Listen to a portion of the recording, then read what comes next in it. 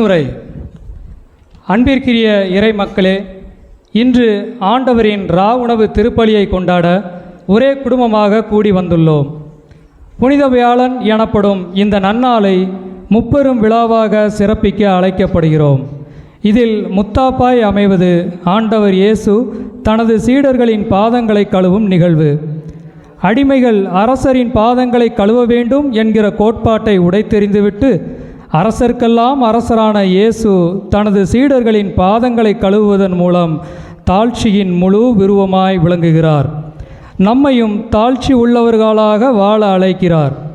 இரண்டாவதாக, இயேசு நற்கருணையை நிறுவிய நாள். அப்பத்தை பிட்டு தனது சீடர்களுக்கு தருவதன் வழியாக பகிர்தலின் அவசியத்தை உணர்த்துகிறார்.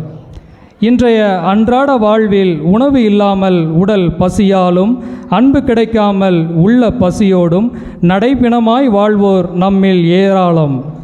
உணவையும் அன்பையும் அவர்களோடு பகிர்ந்து வாழ அழைக்கப்படுகிறோம். மூன்றாவதாக, நற்கருணை நிறுவப்பட்ட இந்நாள் குருத்துவத்தின் பிறந்த நாள். தலைமை குருவான இயேசுவின் வாரிசுகள் நமது குருக்கள்.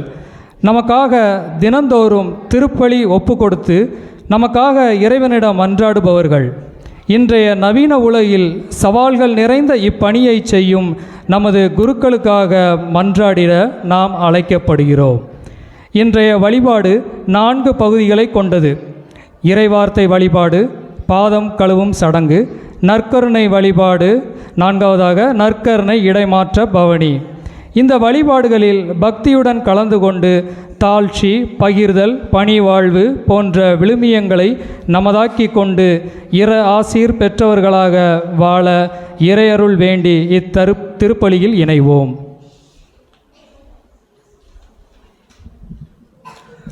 ஆண்டவருடைய அன்பு நிறைந்த குழந்தைகளே, 2024வது ஆண்டு மார்ச் மாதம் 28ஆம் தேதி ராஜகோபாலபேரி கிளை சபையில் உண்மையிலேயே மிகப்பெரிய ஒரு ஆசீர்வாதத்திற்குரிய நாள். ஏனென்றால் நன்னாளிலே நமக்கு முதல் முறையாக நம்முடைய ஊரிலே இந்த பெரிய வியாழன், பெரிய வெள்ளி, உயிர்ப்பு பெருவிழா இந்த வழிபாடுகளை நாம் செய்ய ஆரம்பிக்கின்றோம்.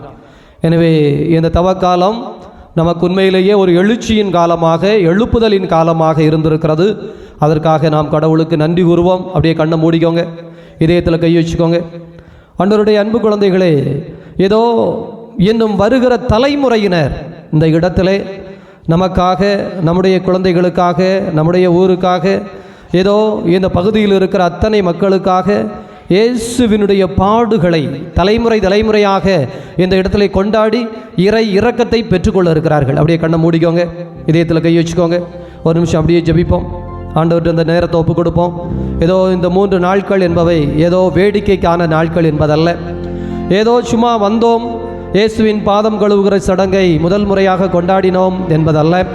மாறாக இது ஒரு ஆச்சரியமான, அதிசயமான, உண்மையிலேயே ஆசீர்வாதத்திற்குரிய நாள். அதனால் ஆண்டவர்கிட்ட அப்படியே ஒப்பு கொடுங்க. என் அன்பு தகப்பனே, வரலாற்றிலே முக்கியமான ஒரு நிகழ்வு இயேசு எங்களுக்காக சிலுவை சுமந்தது. ஒவ்வொரு ஆண்டும் அவற்றை நாங்கள் கொண்டாடுகிற பொழுது எங்களுக்கான பேர் இரக்கத்தை, பேர் அன்பை, பேர் ஆற்றலை தருகிறேன். இதோ உம்முடைய அன்பு பிள்ளைகள், நாங்கள் இந்த இடத்திலே வரும் தலைமுறைக்காகவும் ஜெபிக்கிறோம். எங்களுடைய சபை வளர, தொடர்ந்து பேராற்றலை, இறை அருளை பெற்றுக்கொள்ள, அதனால் குடும்பங்களிலே அமைதி, சமாதானம் பொங்க, இயேசு கிறிஸ்துவனுடைய இந்த திருப்பாடுகளை முன்னிட்டு வாழ்வு உயர இதோ இந்த நாளிலே ஒப்புக் கொடுக்கிறோம். இதனால் எங்கள் ஊரிலே கல்வி வளர்ச்சி பெருகுவதாக, எல்லா குழந்தைகளுக்கும் கல்வியின் மீது அன்பும் அக்கறையும் பொங்குவதாக, குடும்பத்திலே சமாதானம், இறையருள், குறிப்பாக இதோ இந்த மண்ணுலகத்திலே வெற்றியோடு வாழ்வதற்கு தேவையான அளவு எங்கள் அன்றாட உணவை எங்களுக்கு தாரும் என்று எங்களுக்கு எங்கள் தகப்பன் இயேசு கிறிஸ்து கற்றுக் கொடுத்த ஜெபத்தை போல வாழ்விலே உயர்வதற்கு தேவையான, திருமண காரியங்களுக்கு தேவையான, புதிய வீடு கட்டுகிற காரியங்களுக்கு தேவையான, தொழில் முயற்சிகளுக்கு தேவையான ஏதோ உயர்ந்த அருளை, உயர்ந்த ஆசீரை, உயர்ந்த பொருளாதார நிறைவை ஆண்டவரே இந்த நாளிலே எங்களுக்கு நிறைவான முறையிலே தாரும். உடைய பேரிரக்கம், உடைய பேரன்பு, உடைய பெரும் கருணை எங்களுடைய குடும்பங்களிலே தங்கியிருப்பதாக. அதனால் ஏதோ நாங்கள் ஒருவருக்கொருவர் உதவி செய்கிற மனம் படைத்தவர்களாக, தியாக உள்ளம் படைத்தவர்களாக, எங்களையே உருகி கரைத்து கொள்ளுகிற இந்த மெழுகுதிரிகளைப் போல இருக்க, அதனால் இந்த சபை வளர இந்த பகுதியில் இருக்கிற எல்லா மக்களுக்கும் எந்த விதமான பாகுபாடும் இல்லாமல் உடைய தெய்வீக கொடை வந்து இறங்குவதற்கு, கால்நடைகள் விவசாயங்கள் செழிப்பதற்கென்று எல்லா நிலையையும் ஒப்புக் கொடுக்கிறோம். ஆசீர்வாதத்தின் தகப்பனே, இதோ இந்த ஆண்டு நாங்கள் பெரும் முயற்சியோடு இந்த ஆசீர்வாதத்தை பெற்றுக்கொள்வதற்காக தவம் செய்து காத்திருக்கிறோம். வல்ல தகப்பனே, நன்மையின் கடவுளை அப்படியே ஜெபிங்க. இது ஒரு சிறப்பு, நமக்கு கிடைத்திருக்கிற சிறப்பு. ஏதோ இன்னும் எத்தனையோ ஆண்டுகள், வரும் ஆண்டுகள், தலைமுறைகள் இந்த இடத்திலே இந்த பாஸ்கா விழா கொண்டாடப்படும். ஆனால் இன்று முதல் புள்ளி, முதல் ஆரம்பம். ஆண்டவர் நமக்கு அத்தகைய ஒரு பெரும் பாக்கியத்தை தந்திருக்கிறார். நன்றி கூறுவது மட்டுமல்ல, இதோ நாம் நம்முடைய இதயங்களை திறந்து வைத்து நம்மை ஆண்டவர் கருவிகளாக மாற்ற வேண்டும். பெரும் கருவிகளாக, இந்த உலகத்தை மாற்றுகிற ஆசீர்வாதத்தின் கருவிகளாக, நமது குடும்பங்களுக்கு தேவ பொக்கிஷத்தை கொண்டு வருகிற ஆசீர்வாதத்தின் கருவிகளாக நாம் வாழுகிற பகுதிகளே நமக்கு குறிப்பாக நல்ல உடலுள்ள சுகம், ஆசீர்வாதம் நிறைவு தருவதற்காக இந்த பலியை நம்பிக்கையோடும் உருக்கத்தோடும் ஒப்புக் கொடுப்போம். தந்தை, மகன், தூயாவியாரின் பெயராலே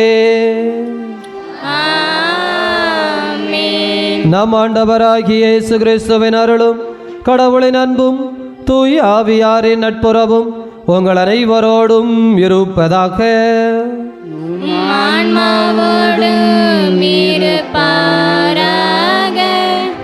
ஆண்டவருடைய இரவு விருந்து மாலை திருப்பலி. ஆண்டவருடைய இரவு விருந்து திருப்பலி மாலை வேளையில் வசதியான நேரத்தில் இறைமக்கள் அனைவருடைய முழுமையான பங்கேற்புடன் கொண்டாடப்படும். அதில் அருள் பணியாளர்கள் அனைவரும் தத்தம் பணிகளை நிறைவேற்றுவார்கள். ஒன்று, இன்று கிறிஸ்மா எண்ணெய் திருப்பலியில் ஏற்கனவே கூட்டு திருப்பலி நிறைவேற்றி இருந்தாலும் அல்லது நம்பிக்கையாளர் நலனுக்காக வேறொரு திருப்பலி கொண்டாட வேண்டி இருந்தாலும் அருள் பணியாளர்கள் அனைவரும் மீண்டும் கூட்டு திருப்பலி நிறைவேற்றலாம். அருள் பணி நலனை கருதி கோவிலிலோ சிற்றாலயங்களிலோ மாலையில் மற்றொரு திருப்பலி ஒப்புக்கொடுக்க ஆயர் அனுமதி வழங்கலாம். ஆனால் மாலை திருப்பலியில் பங்கேற்க இயலாத நம்பிக்கையாளருக்காக மட்டும் காலையில் திருப்பலி நிறைவேற்ற அனுமதி தரலாம்.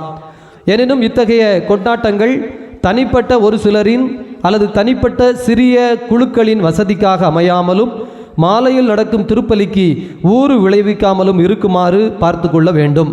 ஆண்டவருடைய அன்பு குழந்தைகளை யோசித்து பாருங்க. தாய் திருச்சபை ஒரு ஒழுங்கு கொடுக்கிற பொழுது, இந்த 3 நாளுக்கான ஒழுங்கிலே இன்று ஏன் இவ்வளவு முக்கியத்துவம்? இன்று ஏனெனில் ஆண்டவராகிய இயேசு இந்த நாளில்தான் நற்கருணையை ஏற்படுத்தினார். நம்ம எல்லா நாளும் பூசை பார்க்குறோம் இல்லைங்களா? முதல் முறையாக ஆண்டவர் நற்கருணையை ஏற்படுத்தியது இந்த நாளில், இந்த மாலை பொழுதில். எனவேதான் இந்த திருப்பலி தனிநபருக்காக அல்லது குழுக்களுக்காக இன்னைக்கு என்னால் சாயந்தரம் எல்லாரோடும் சேர்ந்து பூசை பார்க்க முடியாது அப்படின்னு தனியாக கொண்டாடக்கூடாது என்றே திருச்சபை அழுத்தி சொல்லுகிறார்.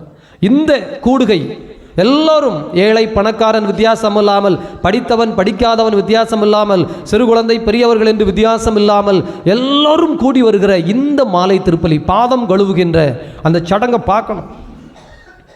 அந்த சடங்களை கலந்து கொள்ளணும். நம்முடைய உள்ளத்தில் நீங்கள் எல்லா நாளும் வந்து ஃபாதர்கிட்ட சிலுவை வாங்குறீங்க, முழங்கால் படிக்கிட்டு சிலுவை வாங்குறீங்க. ஆனால் இன்று அந்த குருவானவர் இதோ எளிய மக்களுடைய 12 பேருடைய பாதங்களை கழுவுகிறார். சும்மா சாதாரண விஷயம் கிடையாது. நம்ம மட்டுமில்ல, போப்பாண்டவரே இன்று இந்த செயலை செய்கிறார். உலகமே மதிக்கிற பெருந்தலைவர். யோசித்து பாருங்க, பாதத்தை தொட்டு தண்ணீர் ஊற்றி கழுவுகிற அந்த நிகழ்வே. எனவேதான் திருச்சபை இதை அழுத்தி சொல்லுகிறது. திருப்பலியில் மட்டும் நம்பிக்கையாளருக்கு நற்கருணை வழங்கலாம். நோயாளிகளுக்கு இந்நேரத்தில், இந்நாளில், எந்த நேரத்திலும் நற்கருணை வழங்கலாம். இந்நாளின் இயல்பிற்கு ஏற்றவாறு பீடம் மலர்களால் எளிமையாக அணி செய்யப்படலாம். நற்கருணை பேழை முழுவதும் வெறுமையாக இருக்க வேண்டும். ஆனால் இன்றும் மறுநாளும் அருள் பணியாளருக்கும் மக்களுக்கும் போதிய அளவு அப்பங்கள் இதே திருப்பலியில் அர்ச்சிக்கப்பட வேண்டும். ஏன்? நாளை நம்ம திருச்சிலுவை முத்தி செய்கிற வழிபாட்டைத்தான் செய்வோமே தவிர நற்கருணை வசீகரம் நடக்காது. நாளை பெரிய வெள்ளிக்கிழமை 3 மணிக்கு சிலுவை பாதையை தொடர்ந்து இந்த நற்கருணை எல்லாருக்கும் சிலுவையை முத்தி செய்த பிறகு கொடுக்கப்படும். ஆனால் அங்கே இந்த வசீகர வார்த்தை சொல்லப்பட மாட்டாது. அப்போ நாளைக்கு தேவையான நற்கருணையும் இன்றே நமக்கு இங்கே வசீகரம் செய்யப்படுகிறது. ஏனெனில் இந்நாளில் குருத்துவம் ஏற்படுத்தப்பட்ட நாள். நாளை இயேசுவினுடைய மரணம். சனிக்கிழமை நள்ளிரவு திருப்பலியில் மீண்டும் உற்சாகத்தோடு கொண்டாடுவோம். இந்த நாளில் உன்னதங்களிலே பாடப்படும். அப்போது மணிகள் ஒலிக்கும். இது முதல் பாஸ்கா திருவிழிப்பில் உன்னதங்களிலே பாடும் வரை ஆலயத்தில் மணிகள் ஒலிக்காது. அப்போ கோயிலில் மணி அடிக்க மாட்டோம். இப்போ இந்த உன்னதங்களிலே பாடுகிற பொழுது ஆலயத்திலே இந்த மணி அடிக்கப்படும். அதே போல் நம்முடைய பெருமணி அடிக்கப்படும். அவ்வளவுதான். அதற்கு பிறகு நள்ளிரவு திருப்பலி உன்னதங்களிலே பாடுகிற பொழுதுதான் இந்த மணி ஒலிக்கப்படும். பிரியமானவர்களே, இந்த தயாரிப்போடு இந்த திருப்பலியை ஒப்பு கொடுக்க நம்மை தகுதிப்படுத்துவோம்.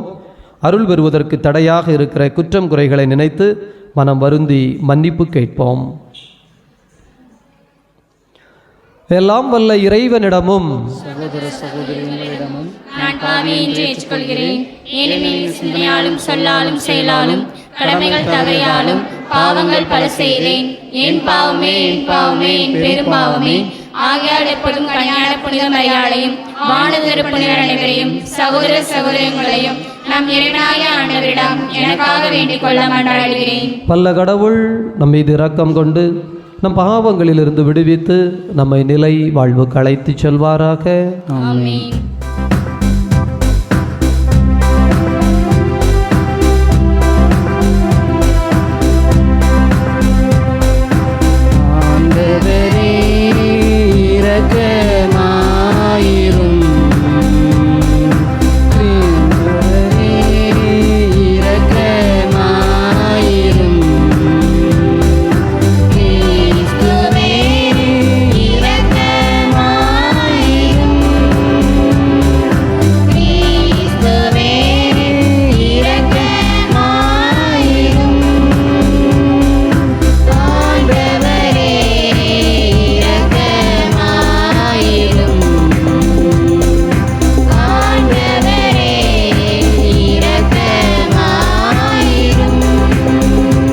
நல்ல கைகள் தட்டி எல்லோரும் உன்னதங்களிலே பாடுவோம். ஆலயத்திலே மணிகள் ஒலிக்கப்படுகிறது. எனவே இந்த உற்சாகத்தை நாம் கொண்டாடுவோம்.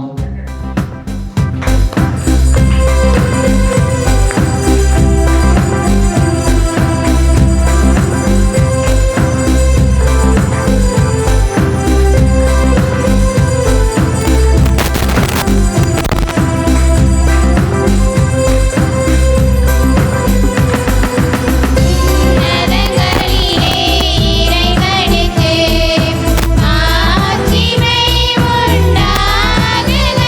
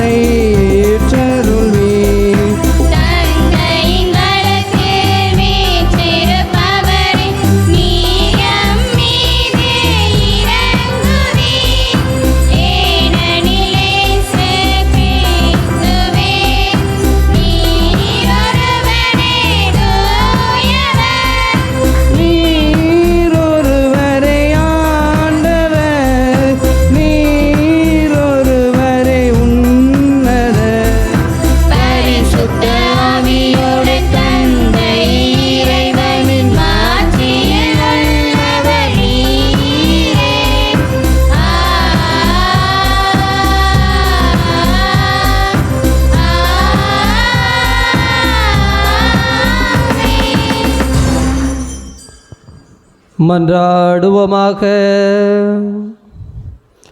இதய அமைதியை இறைவா, உம் திருமகன் சாவுக்கு தம்மை கையளிக்கும் வேளையில் நிலைத்து நிற்கும் அன்பின் புதிய பலியையும் திரு விருந்தையும் திரு அவைக்கு அளித்தார்.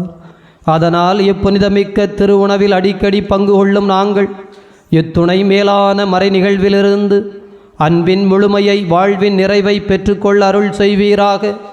உம்மோடு தூயாவியாரின் ஒன்றிப்பில் இறைவனாய் என்றென்றும் வாழ்ந்து ஆட்சி செய்கின்ற எங்கள் ஆண்டவரும் உம் திருமகனுமாகிய அதே கிறிஸ்து வழியாக உமை மன்றாடுகின்றோம். ஆமென்.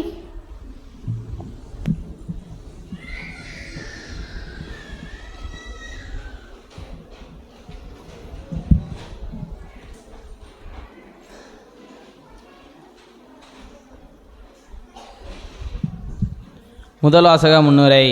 இனியவர்களே, இஸ்ரேல் மக்கள் அடிமைப்படுத்திய எகிப்து நாட்டெங்கும் இறைவன் கடந்து சென்ற நாளே இப்பாஸ்கா விழா. இது ஆண்டவரின் பாஸ்கா. ஆட்டுக்குட்டியின் இரத்தத்தால் இஸ்ரேல் மக்கள் எவ்வாறு காப்பாற்றப்பட்டனர் என்பதையும் ஆண்டவரின் பாஸ்கா உணவை எவ்வாறு உண்ண வேண்டும் என்பதையும் மோசேக்கு மற்றும் ஆரோனுக்கு இறைவன் எடுத்துரைப்பது இது முதல் வாசகம் என கவனமுடன் செவி கொடுப்போம்.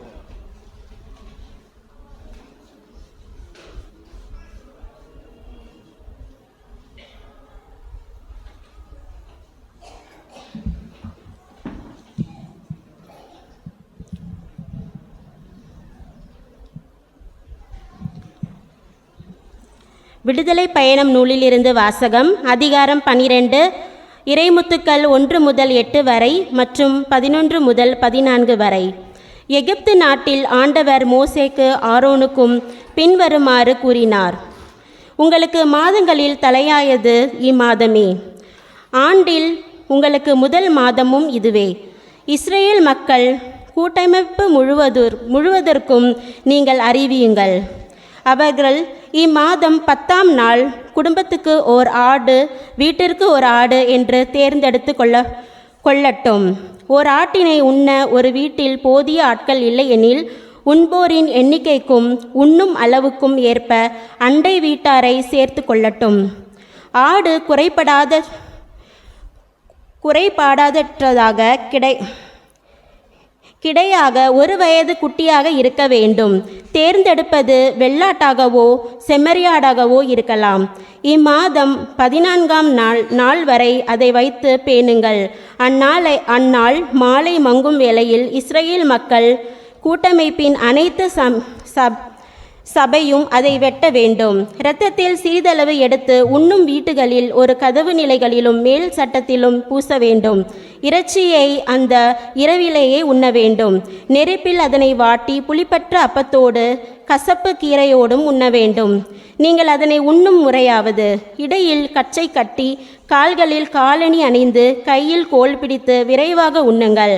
இது ஆண்டவரின் பாஸ்கா. ஏனெனில் நான் இஸ்ரவேலிலேயே எகிப்து நாடெங்கும் கடந்து சென்று எகிப்து நாட்டில் மனிதர் தொடங்கி விலங்கு வரை அனைத்து அன்பால் தலைப்பிறப்பையும் சாகடிப்பேன். எகிப்தின் தெய்வங்கள் அனைத்தின் மேலும் நான் தீர்ப்பிடுவேன். நானே ஆண்டவர். இரத்தம் நீங்கள் இருக்கும் வீடுகளில் உங்களுக்கு அடையாளமாக இருக்கும். நான் இரத்தத்தை கண்டு உங்களை கடந்து செல்வேன். எகிப்து நாட்டில் நான் அவர்களை சாகடிக்கும் போது கொள்ளும் கொள்ளை நோய் எதுவும் உங்கள் மேல் வராது. இந்நாள் உங்களுக்கு ஒரு நினைவு நாளாக விளங்கும். இதனை ஆண்டவரின் விழாவாக நீங்கள் தலைமுறை தோறும் கொண்டாடப்படுங்கள். இந்த விழா உங்களுக்கு நிலையான நியமமாக இருப்பதாக. இது ஆண்டவரின் அருள்வாக்கு.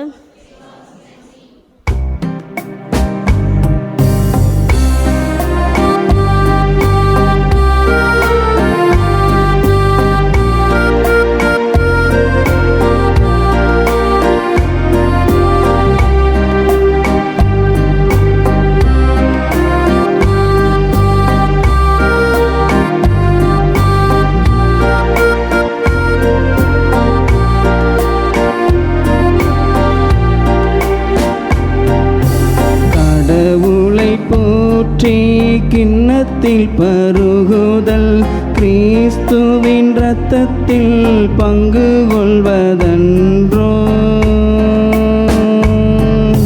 கடவுளை போற்றி கிண்ணத்தில் பருகுதல் கிறிஸ்துவின் இரத்தத்தில் பங்கு கொள்வதன்றோ.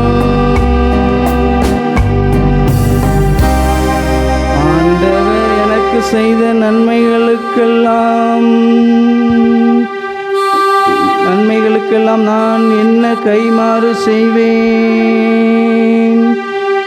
மீட்புக்காக நன்றி கூறி கிண்ணத்தை கையில் எடுத்து அவருடைய திருப்பெயரை சொல்லி கூப்பிடுவேன்.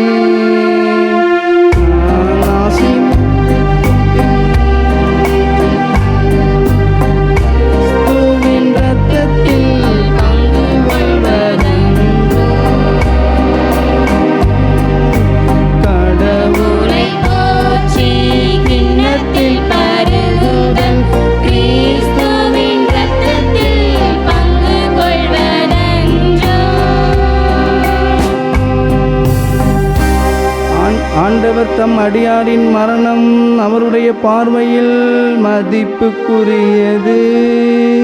ஆண்டவர் தம் ஊழியன் அடியாயின் மகன் என் கட்டுக்களை நீர் அவிழ்த்து விடும். கடவுளை போற்றி கிண்ணத்தில் பருகுதல் கிறிஸ்துவின் இரத்தத்தில் பங்கு கொள்வதன்றோ.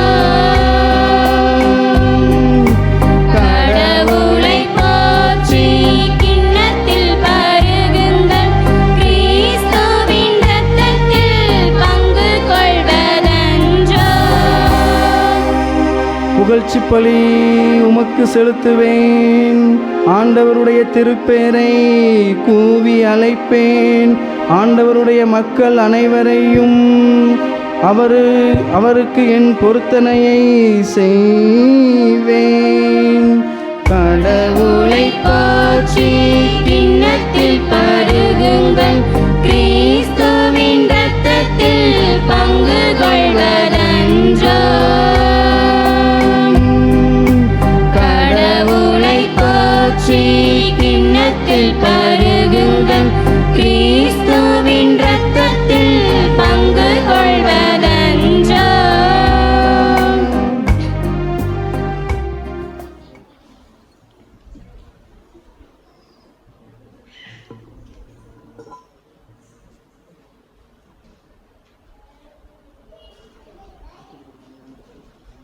இரண்டாம் வாசக முன்னுரை.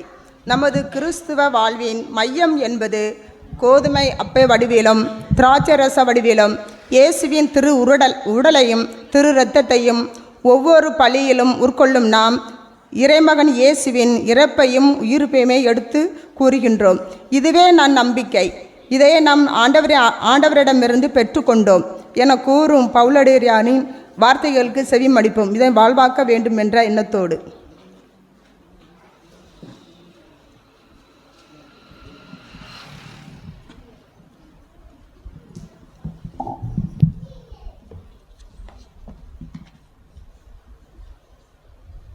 இரண்டாம் வாசகம்.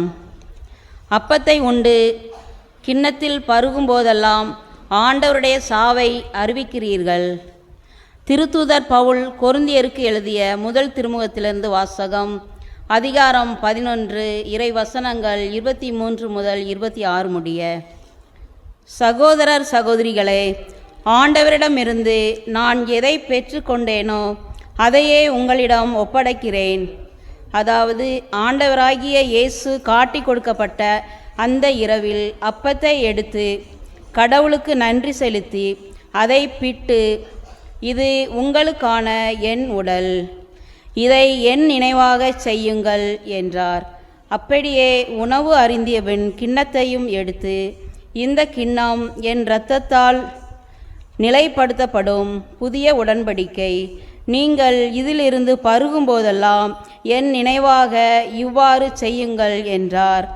ஆதலால் நீங்கள் இந்த அப்பத்தை உண்டு கிண்ணத்தில் இருந்து பருகும்போதெல்லாம் ஆண்டவருடைய சாவை அவர் வரும் வரை அறிவிக்கிறீர்கள். இது ஆண்டவர் வழங்கும் அருள்வாக்கு.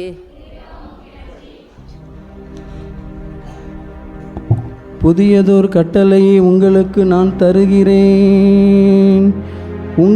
உங்களிடம் நான் அன்பு செய்வது போல நீங்கள் ஒருவர் மீது அன்பு செய்யுங்கள் என்று என் பெருமான் இயேசு கூறுகிறார்.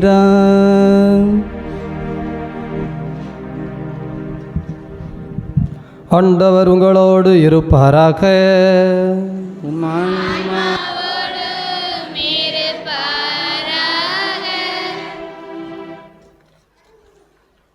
தூய யோவான் எழுதிய தூய நற்செய்தியிலிருந்து வாசகம்.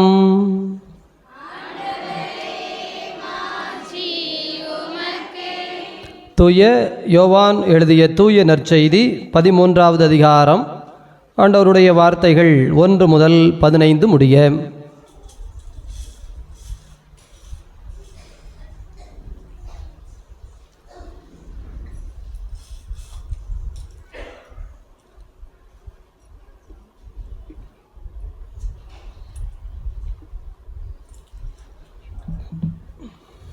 தூய யோவான் எழுதிய நற்செய்தி 13வது அதிகாரம். ஆண்டவருடைய வார்த்தைகள் 1 முதல் 15 முடிய.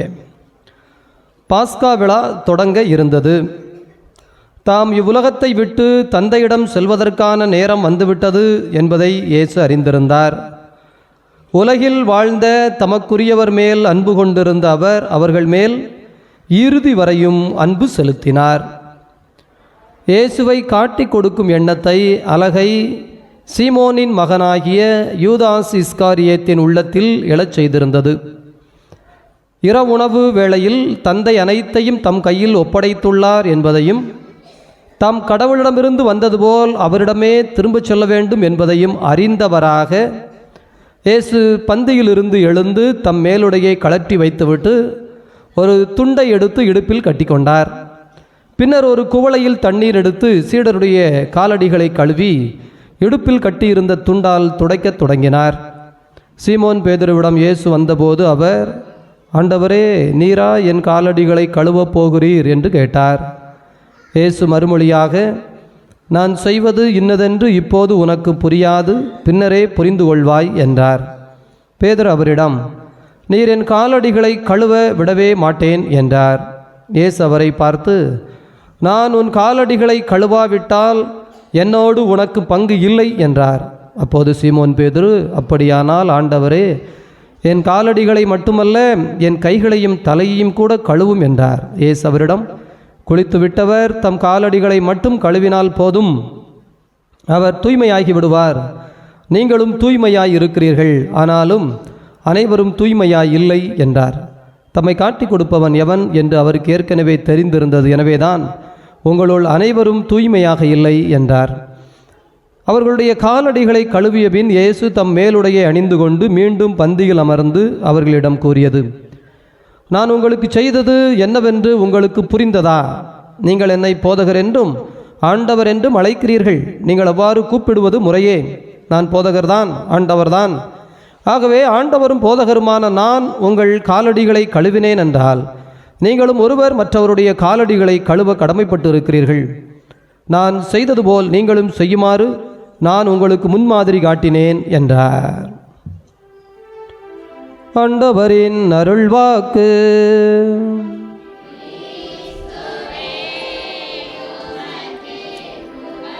நற்செய்தி வாக்கினால் நம் பாவங்கள் அகல்வனவாக.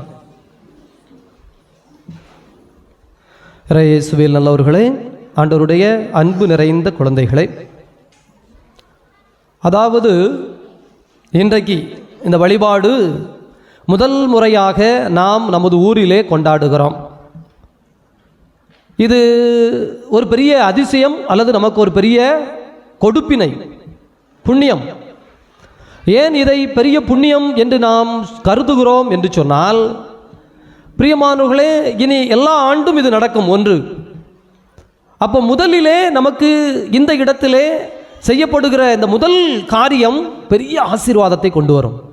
அடுத்தடுத்த ஆண்டுகள் புரிந்து கொள்ளலாம், புரியாமல் இருக்கலாம், தெரிந்திருக்கலாம், தெரியாமல் இருக்கலாம், அல்லது வழக்கமாகிவிடும்.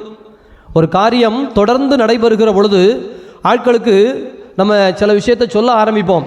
இந்த விஷயம் உங்களுக்கு என்னென்னு புரியுதா அப்படின்னா, அது தெரியும் சாமி, ஏற்கனவே வழக்கமாக தவக்காலத்தில் டூர் போவோம், வழக்கமாக போவோம் சாமி, ரைட்டு. இந்த சிலுவை பாதை செய்வாங்களா, ஐயோ அது வழக்கமாக செய்கிறது தான். பூசை, ஆமாம் சாமி வழக்கமாக ஆரம்பிக்கிறது தானே, பிதாசனம் போட்டு சென்று வாருங்கள் வரைக்கும் சொல்கிறது தானே பூசை. பூசையில் என்ன நடக்கும்? இதுக்கு அடுத்து வாசகம் வாசிப்பாங்க, வாசகத்துக்கு அடுத்து பிரசங்கம் வைப்பாங்க, பிரசங்கத்துக்கு அடுத்து ஞாயிற்றுக்கிழமையாக இருந்தால் இது மண்டாட்டி சொல்லுவாங்க, இல்லைனா இப்படியே போயிடும். இவ்வளோ தானே சாமி. பிரியமானவர்களே, பழக்கமாகிவிட்ட ஒரு காரியம் பல சமயங்களில் மனிதர்களுடைய புத்தியிலே அது என்ன என்பதை உணரச் செய்யாமல் போய்விடுகிறது. ஆனால் முதல் முறையாக ஒரு காரியம் நடக்கிற பொழுதுதான், அது என்ன காரியமாக இருந்தாலும் சரி, முதல் முறையாக ஒரு காரியம் நடக்கிற பொழுதுதான் அது மனிதர்களுக்கு ஒரு வியப்பை அல்லது ஆச்சரியத்தை அல்லது ஒரு பாடத்தை கற்றுத்தருகிறது. இப்போ உங்கள் பிள்ளைங்களுக்கு சாப்பாடு கொடுக்குறீங்களா? டெய்லி சாப்பாடு கொடுக்குறீங்க. எத்தனை பிள்ளைங்க அதுக்கே பாத்திரத்தை கழுவுது, எத்தனை பிள்ளைங்க பாத்திரத்தை நீங்கள் கழுவுறீங்க சாப்பிட்டு முடிச்சுட்டு? எச்சி பாத்திரம் கழுவுறது வேலை எத்தனை பேரில் நீயே பாத்திரம் கழுவுவ? கையை தூக்கில் வாங்கும். எல்லா வீட்லேயுமே பிள்ளைய பாத்திரத்தை அப்பா, ஆஹா ரைட்டு, நீங்களாம் பணக்காரன் வீட்டு பிள்ளையல்ல, ரொம்ப ராயலாக வேலைக்கு ஆளுக்கு. உங்கள் வீட்டு அப்போ வேலைக்காரங்க யாருமா? அவன் பாத்திரத்தை கழுவுற வேலைக்காரங்க யாரையா? அவங்க வேலைக்கு தானே வச்சுருக்கீங்க. அம்மாவாக இருக்கட்டும், அம்மா தானே வேலைக்கு வச்சுருக்கேன். எல்லாம் நீ சாப்பிட்ட பாத்திரத்தை நீ கழுவு, கை தூக்குனா ஒருத்தையும் தூக்கலையா, ஒரு பேரும் தூக்கலையா, எல்லாம் உட்கார்ந்துருக்க. அவள் வீட்டில் சாப்பிட்ட பாத்திரத்தை யார் தான் கழுவுறா? ராஜகோபால பேரிலேயே இப்படி வந்து விட்டது என்றா நான் விவரம் தெரியாமல் கேட்டனோ, ஐயோ இல்லை நிஜமாவா? ஏமா அது அப்படித்தான் பார்க்குது, எனக்கு ஷாக்காலாம் இருக்கு. நான் சரி ரைட் ஓகே பட்டோம். ஆண்டவருடைய அன்பு நிறைந்த குழந்தைகளே, இப்போ இதனுடைய அருமை, சாப்பாட்டினுடைய அருமை இந்த குழந்தைகளுக்கு தெரியுமா?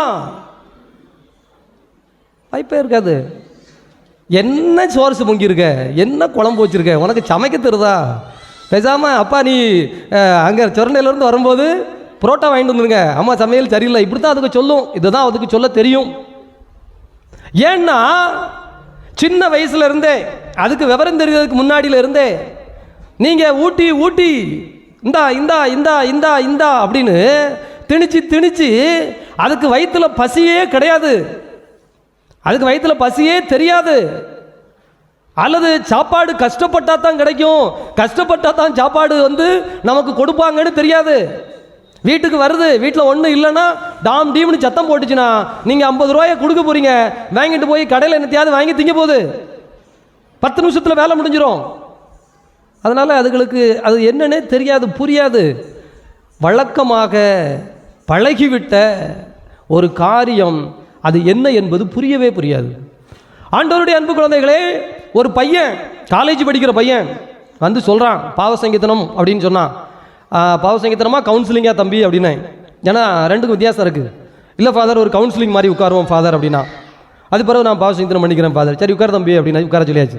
என்ன தம்பி என்ன வரும் ஃபாதர் அப்படின்ட்டு அவன் நிறையா விஷயம் சொன்னான். கவுன்சிலிங்கில் முக்கியமாக ஒன்று சொன்னால், நான் ரொம்ப கொடுமையான கல்லஞ்சக்காரனாக இருந்திருக்கிறேன் ஃபாதர். இல்லை என்ன திடீர்னு இப்படி ஒரு வார்த்தையை போடுறேன் ஃபாதர், எங்கள் வீட்டில் எங்கள் அம்மா சாப்பாடு வைக்கும், சாப்பாடு நல்லா இல்லைன்னு தூக்கி இப்படி எரிஞ்சிருக்கேன் ஃபாதர், பல தடவை செஞ்சுருக்கேன் ஃபாதர். என்ன நீ சமைச்சிருக்கேன்னு சண்டை போட்டிருக்கிறேன் ஃபாதர். ஹாஸ்டலில் கொண்டு போய் வச்சுட்டாங்க ஃபாதர். சாயந்தரம் போல் நல்லா விளையாண்டேன் ஃபாதர். 4 மணிலேருந்து 6 மணி வரைக்கும் விளையாட்டுனா விளையாட்டு, கொலை பசி, ஏதாவது சாப்பிடணும்னு சொல்கிறேன். தம்பி 7:30 மணிக்கு தான் சாப்பாடு தருவாங்க, உட்காரு ஸ்டடியில் உட்காருன்னாங்க. 1.5 மணி நேரம் நான் பசியில் உட்கார்ந்துருந்தேன் ஃபாதர். வாழ்க்கையிலே முதல் முறையாக பசியினுடைய கொடுமை 1.5 மணி நேரம் அனுபவித்தேன் ஃபாதர். அக்கோர பசி, ஏதாவது திங்கலாம்னா ஒன்றும் கிடையாது, ஹாஸ்டல் டிசிப்ளின் இப்படி தான் இருக்கணும். போய் உட்கார்ந்துருக்கிறேன். அன்னைக்கு சப்பாத்தி ஃபாதர், ரப்பர் மாதிரி இருக்குது, குழம்ப ஊற்றி சாப்பிட்டா வாயில் வைக்க முடியல. ஆனால் பசி உயிரை கொல்லுது, சாப்பிட்டே ஆகணும்னு சாப்பிட்டேன் ஃபாதர். அன்னைக்கு தான் எங்கள் அம்மாவனுடைய அருமை தெரிஞ்சது. நான் அழுதுகிட்டே சாப்பிட்டேன். எங்கள் ஹாஸ்டல் வார்டன் கூப்பிட்டு விட்டார். என்னடா உடம்பு சரியில்லையா, என்னடா வீட்டு நினப்பு வந்துடுதா, ஹோம் சிக்கா என்னன்னாரு. நான் யார்கிட்டையுமே எதுவுமே சொல்லலை ஃபாதர். உங்கள்கிட்ட தான் இப்போ வந்து இதை சொல்கிறேன் ஃபாதர். எனக்கு மனசு விட்டு இதை பேசணும். இந்த மாதிரி நான் எவ்வளவு கொடுமையானவனா, எவ்வளவு நன்றி விசுவாசம் இல்லாதவனா, எவ்வளவு வாழ்க்கையை பற்றி தெரியாத அறியாத ஒரு முழு முட்டாளாக இருந்திருக்கிறேன் அப்படின்னு ஒரு எடுத்துக்காட்டு தான் ஃபாதர்னு சொல்லிட்டு அவன் வரிசையாக சின்ன சின்ன காரியங்களாக சொன்னான். அதனால தான் கேட்டேன், ஒரு வேளை சாப்பிட்டுட்டு பாத்திரம் கழுகுதுங்களா அப்படின்னு சொல்லி ஒரு சின்ன சின்ன எடுத்துக்காட்டுக்கு தான் கேட்டேன்.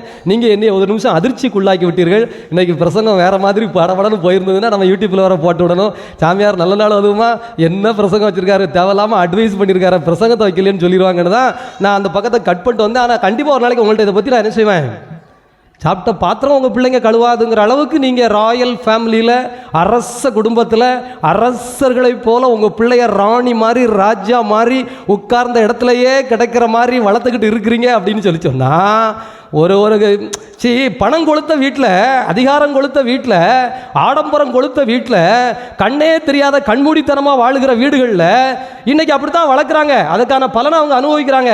ஆனால் ராஜகோபால பெரிய நமக்கு தெரிஞ்ச இடம், எல்லாம் கஷ்டப்படுறீங்கன்னு எனக்கு தெரியும். நீங்கள் ஒவ்வொருத்தரும் எவ்வளோ இந்த கஷ்டத்துக்குள்ளே உட்கார்ந்துக்கிட்டு இந்த பிள்ளைகளை பாத்திரம், அது சாப்பிட்ட பாத்திரத்தை மொத்தமாக வீட்டில் பாத்திரம் கழுவ சொல்லலாம் கூட அதுக்கு ஒரு பக்கம் போதும், அது சாப்பிட்ட பாத்திரத்தை அவன் கழுவலைன்னு சொல்லி ஒருவேளை நான் கழுவுறேன்னு கை தூக்கிறதுக்கு 2 பேரோ 3 பேரோ தூக்குறாரே தவிர, அப்போ எனக்கு வந்து எப்படி யோசனை வரும்? நீங்கள் யோசனை பாருங்களேன். ஆண்டவருடைய அன்பு குழந்தைகளை, எதற்கு இதை சொல்லுகிறேன், எதற்கு இதை ஆரம்பித்தேன் என்றால், வழக்கமாய் பழகிவிட்ட ஒரு காரியம் மனிதனுக்கு அதில் உள்ள அர்த்தத்தை சொல்லவே இல்லை. ஆனால் புதிதாய் ஒரு காரியம் நடக்கிற பொழுதுதான், அது இந்த பையனுக்கு அங்கே போன பொழுதுதான் அவன் வந்து சொல்கிறான், வீட்டில் வந்து எங்கள் அம்மாவை கெட்டி பிடிச்சிக்கிட்டு ரொம்ப நேரம் அழுதேன். எங்கள் அம்மா ஏன் அழுகுத, என்னையா பிரச்சனைன்னு. நீ தெய்வம்ங்கிறது எனக்கு ஹாஸ்டல் போன பிறதாமா தெரிஞ்சுது. நீ என்னைய எவ்வளவு பாசமாக கவனிச்சிருக்க, எவ்வளவு நேசமாக கவனிச்சிருக்கிற. ஒரு சாப்பாட்டு விஷயம் தொடங்கி என்னைய பார்த்து கவனிச்சதில் தொடங்கி, ஆனால் நானே என்னைய கவனிக்கணும்னு ஒரு வெறுமையான இடம் வந்து சேர்ந்த பொழுதுதான் எனக்கு வாழ்வின் அர்த்தம் புரிந்தது. பிரியமானவர்களே, நிறைய நீங்கள் அட்வைஸ் பண்ணுறீங்க இல்லைங்களா உங்கள் பிள்ளைங்களுக்கு, இல்லை புரியுதா, நான் சொல்கிறத கேளு, நான் சொல்கிறத கேளு, புரியுதான்னு. இன்றைய நற்செய்தி வாசகத்திலே 3 இடம் புரிகிறதா என்று வருகிறது. பிரியமானவர்களே, 1, ஆண்டவராகிய இயேசு கிறிஸ்து தான் காட்டி கொடுக்கப்படுகின்ற நேரம் வந்தவுடன் அனைத்தையும் அறிந்தவராய், கடவுளுக்கு இயேசுவுக்கு தெரிந்து விட்டது. தான் சிலுவை சுமக்க போகிறோம், மரணிக்க போகிறோம் என்பது இயேசுவுக்கு தெரிந்து விட்டது. அவர் அறிந்தவர் ஆண்டவர். இப்போ சீடர்களுக்கு தெரியல. எனவே இயேசு தன்னுடைய மேலுடையை, இந்த அதிகார உடையை, இந்த ஆடம்பர உடையை, மேலுடையை களைந்து வைத்துவிட்டு, யார் செய்வார் என்றால் ஒரு வீட்டிலே அடிமை செய்வான். ஒரு வீட்டில் அடிமைக்கு ஆடம்பர உடை கிடையாது, மேலுடை கிடையாது. எனவே எல்லாவற்றையும் எடுத்து வைத்துவிட்டு இயேசு கிறிஸ்து இடுப்பில் துண்டை கட்டி கொண்டார். நல்லா யோசித்து பாருங்க, நம்ம நாட்டிலையும் ஒரு சில காலங்களுக்கு முன்னால நடந்ததா சொல்வார்கள். மேலுடை அணிவதற்கு இதோ தாழ்த்தப்பட்டவர்களுக்கு அனுமதி இல்லை, உரிமை இல்லை என்று சொன்னதாக நமக்கு வரலாறு சொல்லுகிறார்கள். நம்ம பார்த்ததெல்லாம் ஆனால் சொல்லப்படுகிறது. அதே போல இடுப்பில் துண்டை கட்டிக் கொள்வது யார் கட்ட வேண்டும்? ஒரு அதிகாரத்தில் இருக்கின்ற, உயர் பதவியில் இருக்கின்ற ஒருவரை பார்த்தால் கீழே இருக்கின்ற ஒரு கூலியாள், வேலையாள், அடிமை தன்னுடைய இடுப்பிலே துண்டை கட்டிக்கொள்ள வேண்டும். சாமியார் இன்னைக்கு துண்டு கட்டுவார், அது மேலே அங்கில அழுக்குப்படாமல் இருக்கிறதுக்காக துண்டு கட்டுறாருன்னு நம்ம பேரில் சொல்லி முடிச்சிட்டான். இல்லை எதுக்கு இந்த மாதிரி உடுப்பு? ஆமாம், அப்புறம் நீங்கள் அந்த அங்கியை போட்டுட்டு தானே பூச வைக்கணும். அப்போ பாதம் கழுவும் போது தண்ணி தெரிச்சதுன்னா என்ன செய்யும்? அங்கிலாம் அழுக்காயிரும்லாம். அதனால் நீங்கள் விவரமாக மறைக்கிறதுக்காக துண்டை கட்டிக்கிட்டு இது பண்ணுறீங்க. அவனுக்கு அவ்வளோதான் தெரியுது. நம்ம இதை குறை சொல்லலை. நான் என்ன சொல்கிறேன் அப்படின்னா, ஒரு காரியம் இயேசு செய்ததற்குள் இருக்கிற அர்த்தம், அவர் வைத்திருக்கிற ஆழம், அவர் அதற்கு கொடுத்து வைத்திருக்கிற ஆழமான அர்த்தம் இந்த தலைமுறை வரை கடந்து வந்திருக்கிறதா? எனவே நீங்கள் முதல் முறையாக இதை பார்க்கிறீர்கள், முதல் முறையாக நிறைய பேர் இதில் கலந்து கொள்ளுகிறீர்கள். அப்படி என்றால் இதை நீங்கள் உணர வேண்டும். இயேசு ஒன்று தன்னுடைய உடையை ஏதோ ஒன்று பண்ணுறாரு, போய் பாதத்தை தொட்டுவிட்டு சொல்லுகிறார். அங்கே போகும்போது பாருங்க, தெளிவாக சொல்லுகிறார், இதோ நான் செய்வது இன்னதென்று இப்போது உனக்கு புரியாது, பின்னரே புரிந்து கொள்வாய். உனக்கு ஒரு காலம் வரும், ஒரு நேரம் வரும், நீ கண்டிப்பா புரிந்து கொள்வாய் என்பது இயேசுவின் நம்பிக்கை. ஆனால் நல்லா கவனிங்க, ஊதாரி மைந்தனுக்கு அப்படி போய் அந்த நாட்டிலே இனம் புரியாத காட்டிலே யாரும் சாப்பாடு தருவதற்கு இல்லாத போது இந்த ஹாஸ்டலுக்கு போனாமலாம் ஒரு பையன், நான் அவன்கிட்ட பேசும்போது ஊதாரி மைந்தன் கதையெல்லாம் எடுத்துக்கொண்டேன். இங்கே பாரு தம்பி, அந்த ஊதாரி மைந்தனை பாரு தம்பி, அவன் அதை அப்படியே நினச்சி அழுதுகிட்டே வந்தான். ஏன்னா அவன் உள்ளத்தில் இருந்த ஒரு பெரிய ஒரு அழுக்கு கரைய வேண்டியது இருந்தது. அவன் அதை காமெடியாக சொல்ல வரல, அதை சும்மா ஜாலியாக ஃபாதர் ஹாஸ்டலில் பார்த்தீங்கன்னா கொடுமையாக இருந்தது ஃபாதர்னு சொல்ல வரல. அவனுக்குள்ளே ஏதோ டிஸ்டர்ப் பண்ணிடுச்சு. தான் சரியில்லை, தான் புத்தி சரியில்லை, தன்னுடைய எண்ணம் சரியில்லை, நம்ம ரொம்ப ஒரு மாதிரி அடாவடியா அராஜகமா இருந்துட்டோம், நம்ம அன்பா இருக்கணும், கனிவா இருக்கணும், பண்பா மென்மையா இருக்கணும் அப்படிங்கிறது அவனுக்குள்ள தோணிடுச்சு. பிரியமானவர்களே, இதுதான் இந்த நாளில் நடக்க வேண்டிய காரியம். இந்த பாதம் கழுவுகிற பொழுது நாம் உணர வேண்டிய காரியம் அதுதான். நம்முள்ளே இருக்கிற ஆணவம் அழிந்து அகம்பாவம் குறைந்து, பாவத்துக்கு மன்னிப்பு உண்டு, அகம்பாவத்துக்கு எங்க போய் மன்னிப்பு கேட்க முடியும்? பாவம் என்பது வெளியிலிருந்து வருகிறது, சூழல் உருவாக்குகிறது. அகம்பாவம் என்பது உள்ளே வேரூன்றி இருக்கிறது. உள்ளே வேரூன்றி இருக்கிறத நீங்களா அள்ளி போட்டு கழுவி சுத்தப்படுத்தலனா ஒன்றும் செய்ய முடியாது. எனவேதான் 12 மணி வரை வழிபாடு, நாளை பகல் முழுவதும். அன்பு குழந்தைகளே, அப்ப அந்த பையன் ஏங்கி ஏங்கி அழுகிறான். ஊதாரி மைந்தன் கதையை சொல்லும்போது, உண்மைதான் ஃபாதர், அந்த ஊதாரி பையன் எப்படி இருந்தானோ நான் அப்படித்தானே ஃபாதர் இருந்திருக்கேன். டே அப்படி இல்லைடா, நீ அவ்வளவு தூரம் கஷ்டப்பட வேண்டாம். இல்லை ஃபாதர், உண்மையை நான் உணர்ந்துக்கிறேன் ஃபாதர், தப்பு இல்லை ஃபாதர். அந்த தந்தையை அந்த ஊதாரி மைந்தன் காயப்படுத்தி விட்டு ஒரு இடத்திலே போய் பன்றிகள் சாப்பிடுகிற உணவை சாப்பிடக்கூட வழி இல்லாமல் திணறிய பொழுதுதான் அவனுக்கு அறிவு தெளிந்தவனாய். ஊதாரி பையன் திரும்பி வந்ததுக்கு காரணம் என்ன தெரியுமா? அறிவு தெளிஞ்சிச்சு. ஆனால் வாழ்க்கையில் நிறைய பேருக்கு தெளிகிறதற்கான சந்தர்ப்பமோ சூழலோ அமைகிறதே இல்லை. சாகும் வரை தங்களுடைய பிடிவாதத்திலும், சாகும் வரை தங்களுடைய அறியாமையிலும் உண்மை என்ன, அன்பு என்ன, கருணை என்ன, இரக்கம் என்ன, இணைந்து வாழ்தல் என்ன என்பது தெரியாமலேயே செத்துப்போன உள்ளங்கள் நிறைய இருக்கிறார்கள், நிறைய இருக்கிறார்கள். நம்முடைய கூட இத்துணை வயதான பிறகும் இன்னும் இந்த அடிப்படையை, வாழ்வின் அடிப்படையை, வாழ்வின் சூத்திரத்தை உணராதவர்கள் இருக்கத்தான் செய்கிறோம். நம்ம இல்லைன்னா சொல்ல முடியாது. நமக்குள்ள அப்படி ஒரு நினைப்பு, ஆணவம், ஒரு வகையான நினைப்பு, கொம்பு முளைத்தவர்கள் போன்ற நினைப்பு. ஆண்டவருடைய அன்பு குழந்தைகளே, எனவே ஆண்டவர் ஒன்று நம்பிக்கை. என்ன நம்பிக்கைனா, நான் இப்போ செய்கிறேன் இல்லைங்களா, நான் செய்கிறது உனக்கு இப்போ புரியாது, பின்னர் புரிந்து கொள்வாய். ஆனால் யூதாசு புரியவே இல்லைல்ல. அந்த 12 பேர்லையுமே ஒருத்தனுக்கு என்னன்னே புரியலை. பிறகு கீழே சொல்லிக்கிட்டே வரார் பாருங்க, இதோ ஆண்டவரும் போதகருமாகிய நான் இவ்வாறு செய்தேன் என்றால் நீங்களும் இது மாதிரி செய்ய வேண்டும் என்று முன்மாதிரி காட்டினேன். அப்ப ஏன் இந்த முன்மாதிரி காட்ட வேண்டியது இருக்குன்னா, நாம பல்வேறு சமயங்களில் வாழ்க்கையில் அறிவுரைகள் சொன்னால் போதும் என்று நினைக்கிறோம். அறிவுரை எப்படிப்பட்ட அறிவுரை தெரியுமா? ஒரு வீட்டில் நடந்த சம்பவம் தான். காலையில் போயிருக்கிறேன், 7:30 மணிக்கு வீட்டில் ஒரு விசேஷம், ஃபாதர் ஜோம் பண்ண வாங்க அப்படின்னு சொன்னாங்கன்னு போய் உட்கார்ந்துருக்கிறேன். நான் 7:30க்கு போயிட்டேன்.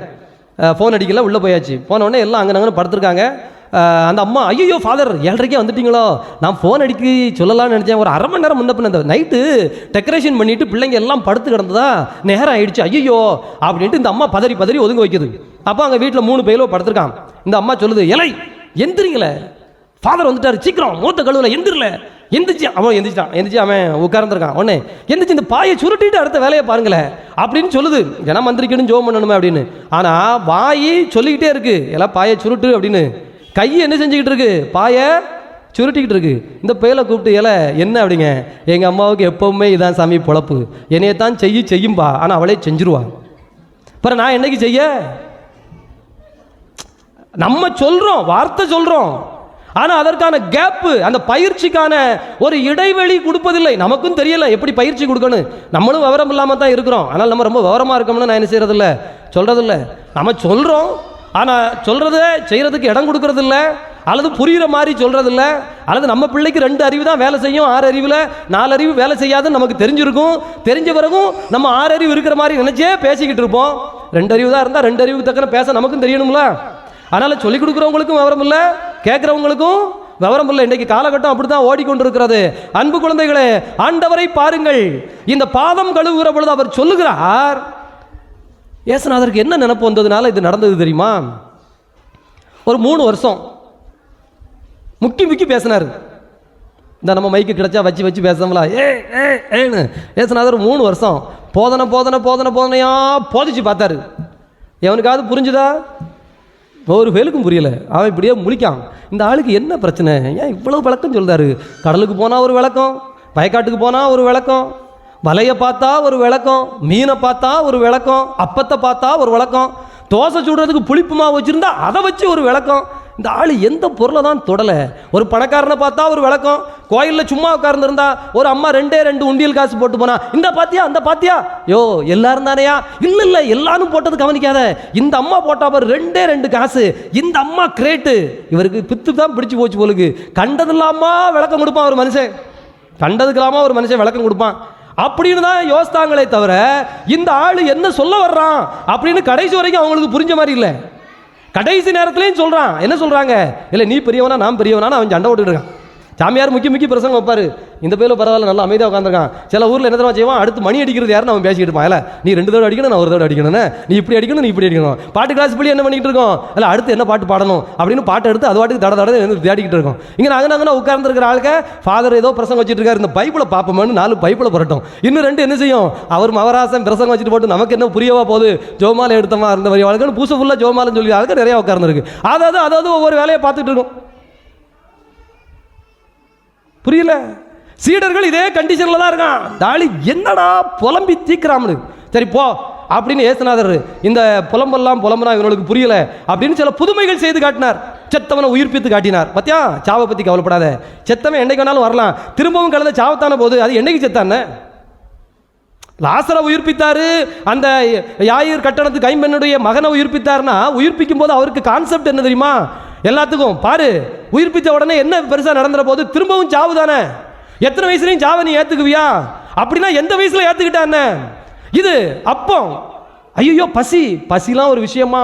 காட்டு புல்லுக்கு உடுத்துகிற கடவுள், இதோ வானத்து பறவைக்கு சாப்பாடு கொடுக்கிற கடவுள் ஒன்னே விடுவானா? நீ ஏன் கவலைப்படுற? 5 அப்பத்தை கொண்டு 5000 பேருக்கு சாப்பாடு கொடு. இதெல்லாம் செஞ்சு பார்த்தாரு. அவர் டயர்டானதுதான் மிச்சமே தவிர ஒருத்தனுக்கும் ஒன்றும் புரியல. இப்போ கடைசி நாள் வந்துடுச்சு.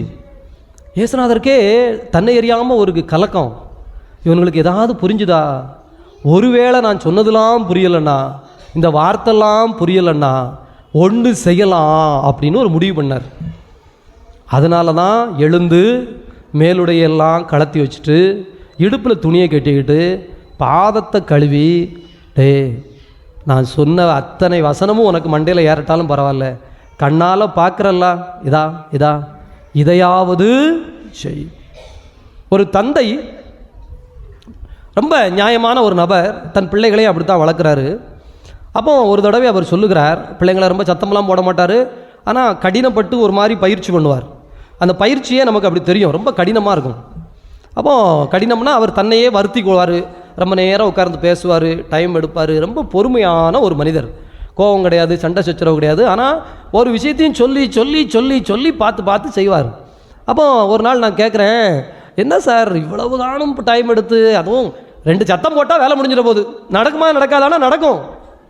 நிறைய விஷயம் நடந்திருக்கு. டப்புன்னு 2 சாத்துனா ஒரு நிகழ்ச்சியில் முடிஞ்சிடும். ஆனால் இதுக்கு இவ்வளோ நேரம் எடுக்கணுமா சார் அப்படின்னா அவர் சொல்கிறாரு, அதை சின்ன வயசுலேயே எங்கள் அம்மா இறந்துட்டாங்க. நான் படிப்பதற்காக, ஒரு வேலைக்கு படிப்பதற்காக கொண்டு போய் என்னைய ஹாஸ்டலில் எங்கள் அப்பா விட்டுருந்தார், ஐடியில் விட்டுருந்தார். நான் படிச்சுக்கிட்டு இருந்தேன்.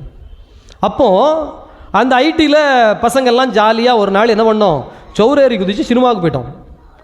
எங்கள் ஹாஸ்டல்லேருந்து சொல்லி விட்டுட்டாங்க. எங்கள் அப்பா வந்தவர் ஒன்றுமே செய்யலை. வந்தார், சாப்பாடு கொடுத்தாரு, என்னை வெளியில் கூப்பிட்டு போகிறதுக்கு டைம் இருந்தது, வெளியில் கூப்பிட்டு போனார், எல்லாம் பண்ணார். எங்கள் ஹாஸ்டல் வார்டன் கூப்பிட்டு எங்கள் அப்பாட்ட எல்லாம் சொன்னார், உங்கள் பையன் இந்த பசங்களோடு சேர்ந்து இப்படி கெட்டு போகாமல் நாங்கள் எதிர்பார்க்கல. ஏன்னா இது வரைக்கும் நல்லா படித்தான், நல்ல வெளிநாடு வரைக்கும் வேலைக்கு போயிடுவான்னு நாங்கள் ஆசைப்பட்டோம். ஏன்னா அவனுக்கு தொழில் நல்லா வருது, படிப்பு நல்லா வருது, ஆனால் சேர்க்கை சரியில்லை அப்படின்னு. எங்கள் அப்பா இதை பற்றி என்கிட்ட ஒன்றுமே கேட்கல. ஏன்னா ஹாஸ்டல் வார்டனுக்கு போயிருக்காரு, எல்லாம் சொல்லியிருக்காங்க, எல்லாம் முடிஞ்சிருக்கு, ஒரு வார்த்தை கேட்கல. கிளம்பி போகிறதுக்கு முன்னால் எங்கள் அப்பா என்னையை கூப்பிட்டு போனார். இங்கே வா தம்பிக்கு நான் உட்கார் அப்படின்னாரு. செருப்பை கலத்தினார். நான் நினச்சேன் என்னை கொல்லுன்னு கொன்றுவார்.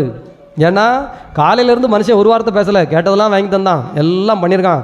காலையிலே போட்டு கொடுத்துட்டாங்க, இதுக்கு தான் வர சொல்லியிருக்காங்கன்னு தெரியாமல இருக்கும்.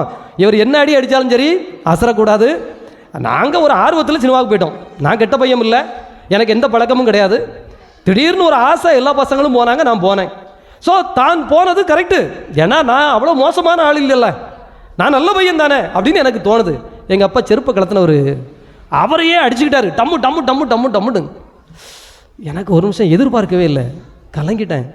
அப்பா வேண்டாம் வேண்டாம் வேண்டாண்ணே. இல்லை தம்பி, இல்லை தம்பி, இல்லை தம்பி, நீ ஒவ்வொரு நாளும் எப்போ தப்பு செய்தாலும் தவறு செய்தாலும் நான் கேள்விப்பட்டால் என்னையே கண்டிச்சுக்குவேன். ஏன்னா நீ என் பிள்ளை, உன் நல்லது கெட்டதுக்கு நான் தான் பொறுப்பு. நான் உன்னைய குத்தம் சொல்ல வரல, உன்னைய குறை சொல்ல வரல.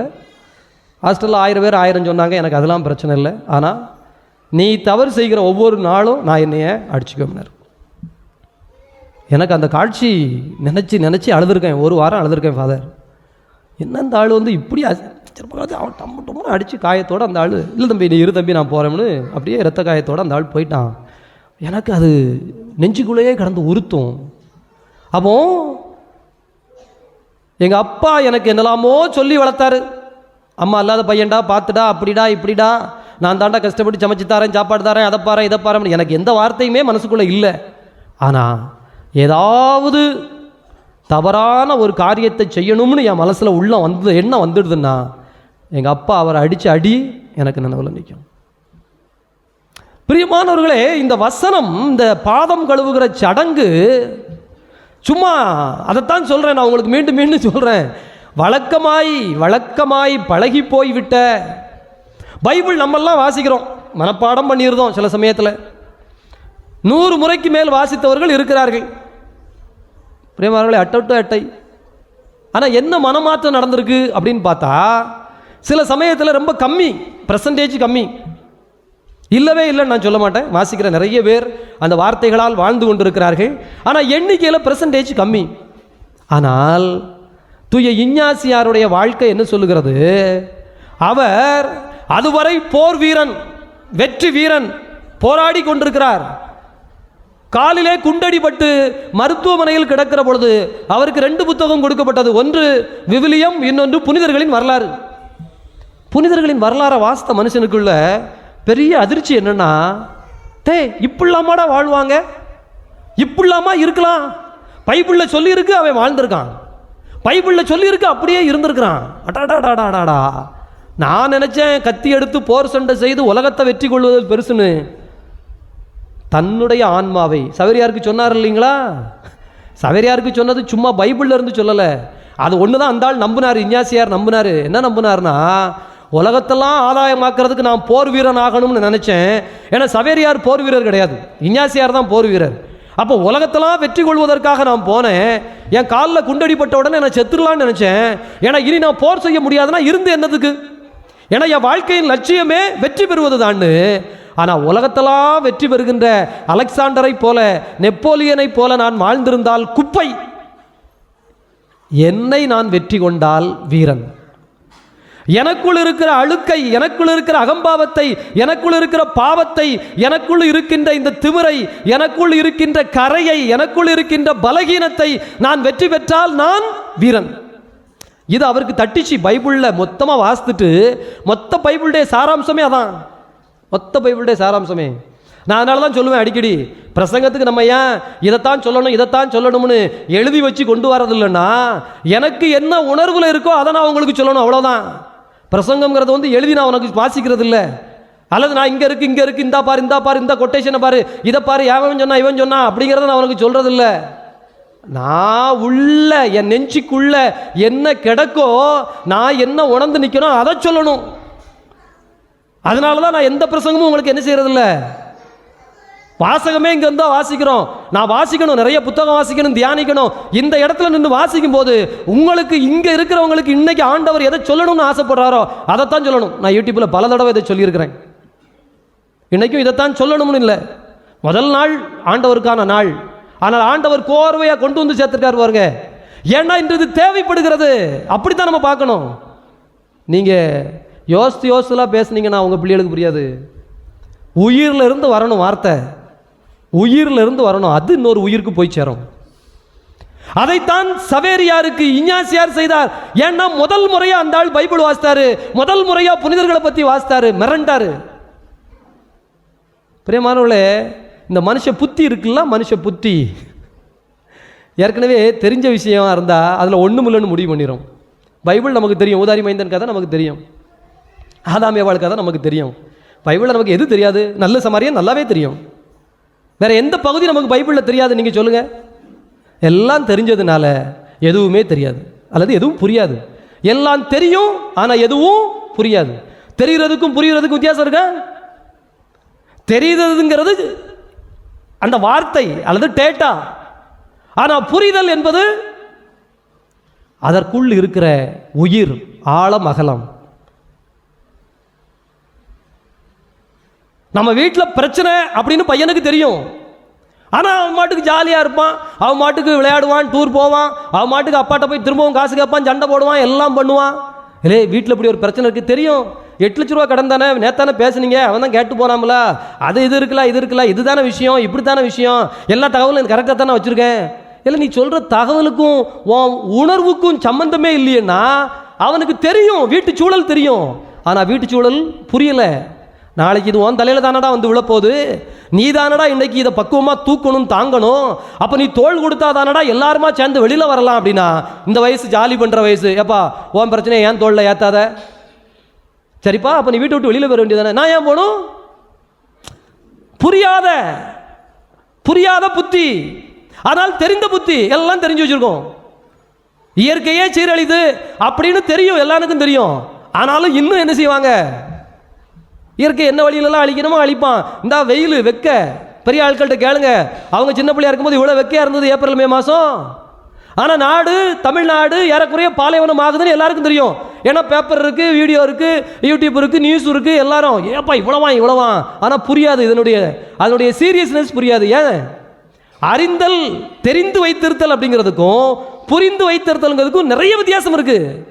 நம்ம எல்லாருக்குமே இன்றைக்கு உலகத்தில் தகவல்கள் தெரியும், ஆனால் புரியாது, வாழ்க்கை புரியாது. வாழ்க்கைனா என்னன்னு தெரியும், சாவு வருங்கிறது தெரியும், தெரியும், ஆனால் புரியாது. அன்பு குழந்தைகளே, ஆண்டவர் இயேசு எனவே தான் சொல்லி பார்த்து விட்டு இந்த செயல் நெத்தி போட்டில் அடித்த மாதிரின்னு சொல்லுவாங்கல்ல, அப்படியே பட்டுன்னு மூளையில் போய் பனீர்னு விழுந்தது. அடடா இப்படியா அப்படின்னு புத்தியில் போய் அடிச்சதுன்னு சொல்லுவாங்கல்ல, அப்படி ஒரு காரியம்தான் இந்த பாதம் கழுவுகின்ற சடங்கு.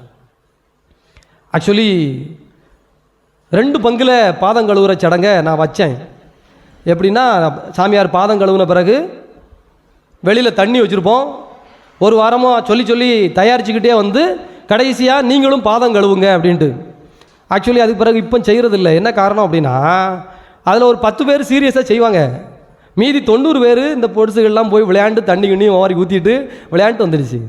அப்போ திடீர்னு இந்த தடவை சுரண்டையில் எனக்கு ஒரு நினப்பு. என்ன அப்படின்னா, சுரண்டைக்கு செவ்வாய்க்கிழமை நமக்கு நிறைய ஆட்கள் வராங்க இல்லைங்களா, அப்போ அதை செய்யலாமே அப்படின்னு சொல்லிட்டு இதே மாதிரி தண்ணி வெளியில் வச்சுட்டு இதே மாதிரி பாதம் கழுவுங்கன்னு வீடியோ இருக்குது, லைவு. ஆண்கள், பெரிய ஆம்பளை ஆட்களாக இருக்கட்டும் பொம்பளை ஆட்களாக இருக்கட்டும், பாதம் கழுவிட்டு எதுக்கு நிற்க ஆள், சின்ன ஆளாக இருந்தாலும் பெரிய ஆளாக இருந்தாலும் பாதத்தில் முத்தி செஞ்சுட்டு தான் எழுந்திரிச்சாங்க. எனக்கு உடம்புலாம் மெய் சிலிர்த்துருச்சு. ரெண்டுக்குள்ள வித்தியாசம் என்னென்னா, இப்போ இங்கே இருக்கிறதுல வந்து ரொம்ப பக்தியாக இதை உள்வாங்கிறது ஒரு 30% இருக்குன்னு வச்சுக்கோங்க. ஒரு 60% எப்படியும் வேடிக்கை தான். ஏன்னா நான் தான் சொல்கிறோம்ல, அதுக்கு என்ன பாத்திரம், சாப்பிட்ட பாத்திரமே கழுவலையே, அப்புறம் இது மற்றதுக்கு என்ன தெரிய போகுது, இதை கழுவாப்பா நீங்கள் வச்சிருக்க லட்சணத்துக்கு அது அப்படி தான் இருக்கும், போட்டோம். இதுக்கு நீங்கள் என்ன சொன்னாலும் ஐயோ சாமியாருக்கு வர வேலை கிடையாது, ஐயோ கழுவத்துக்கிட்டு அதை அப்படின்றான். ஆனால் சுரண்டையில் இந்த மத்தியால வர கூட்டம் எல்லாமே அது வந்து உணர்ந்து வர கூட்டம். பல ஊர்லேருந்து வர்றது எல்லாமே வேடிக்கை பார்க்க யாரும் வரல, அங்கே வர்றது எல்லாம் பக்திக்காக மட்டும்தான் வருது.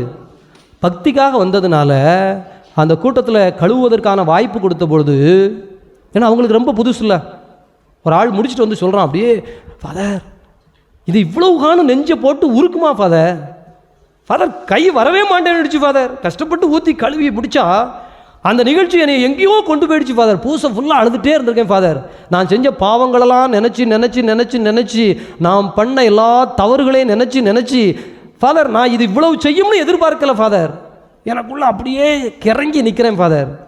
அது செய்யும். இந்த நிகழ்ச்சி பாதம் கழுவுகிற காரியம் அவ்வளவு ஒரு பெரிய ஒரு ஒரு ஒரு ஒரு ஒரு அதிசயத்தை செய்யும். அதை இயேசு செய்தார். ஆண்டவருடைய அன்பு நிறைந்த குழந்தைகளே, இன்றைய வாசகம் சொல்லுவது ஒன்றே ஒன்று தான்.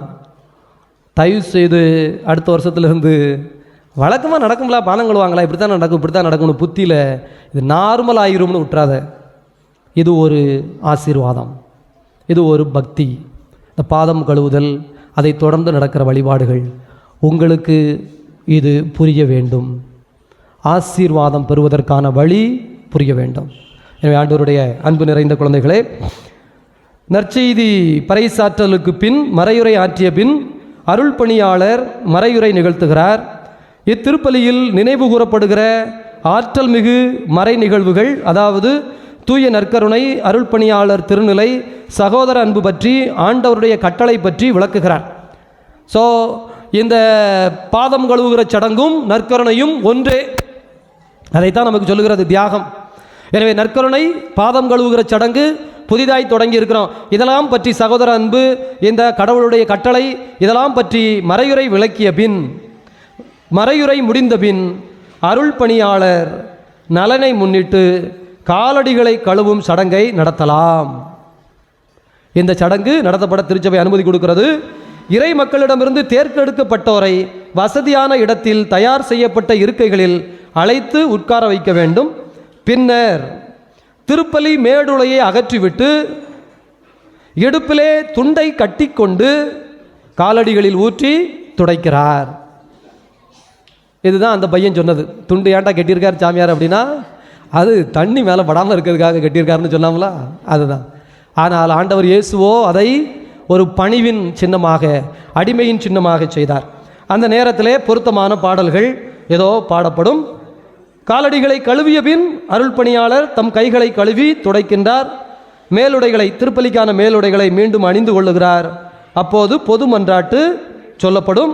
நம்பிக்கை அறிக்கை, விசுவாச பிரமாணம் இந்த திருப்பலியில் சொல்லப்பட மாட்டாது. அதற்கு அடுத்து நற்கருணை வழிபாட்டிற்குள் நாம் கடந்து செல்வோம். இதுதான் நமக்கு இந்த நாளில் கொடுக்கப்படுவது. எனவே தேர்ந்தெடுக்கப்பட்ட 12 நபர்கள் வரிசையாக வந்து உட்காருங்க. இந்த பக்கம் 6 பேர், அந்த பக்கம் 6 பேர் உட்காருங்க.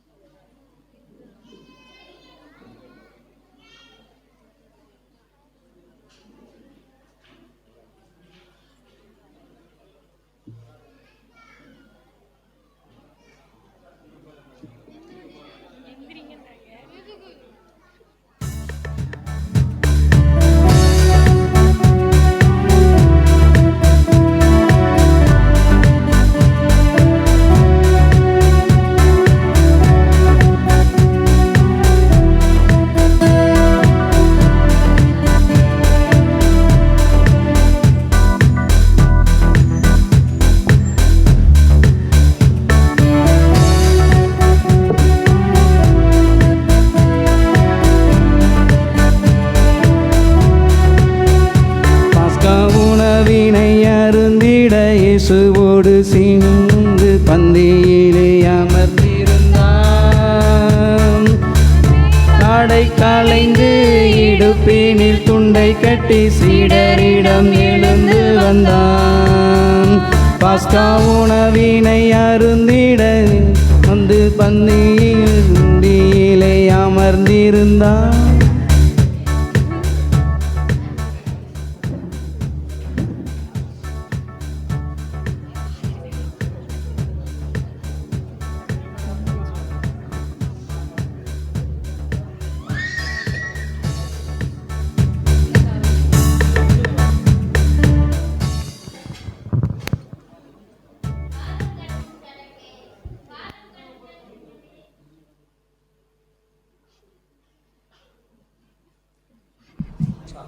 பாதம் கழுவும் சடங்கு.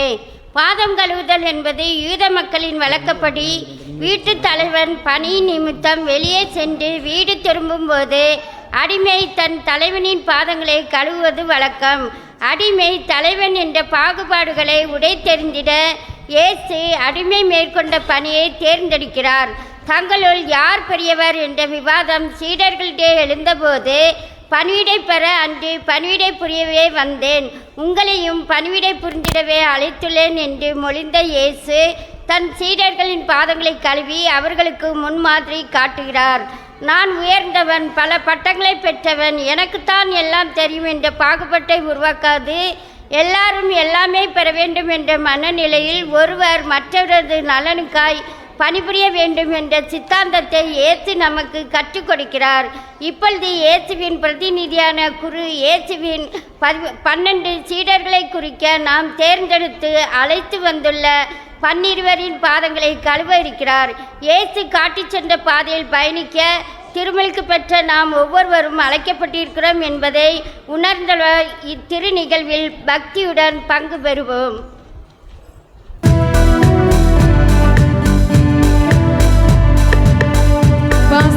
உணவினை அருந்திட சீடரோடு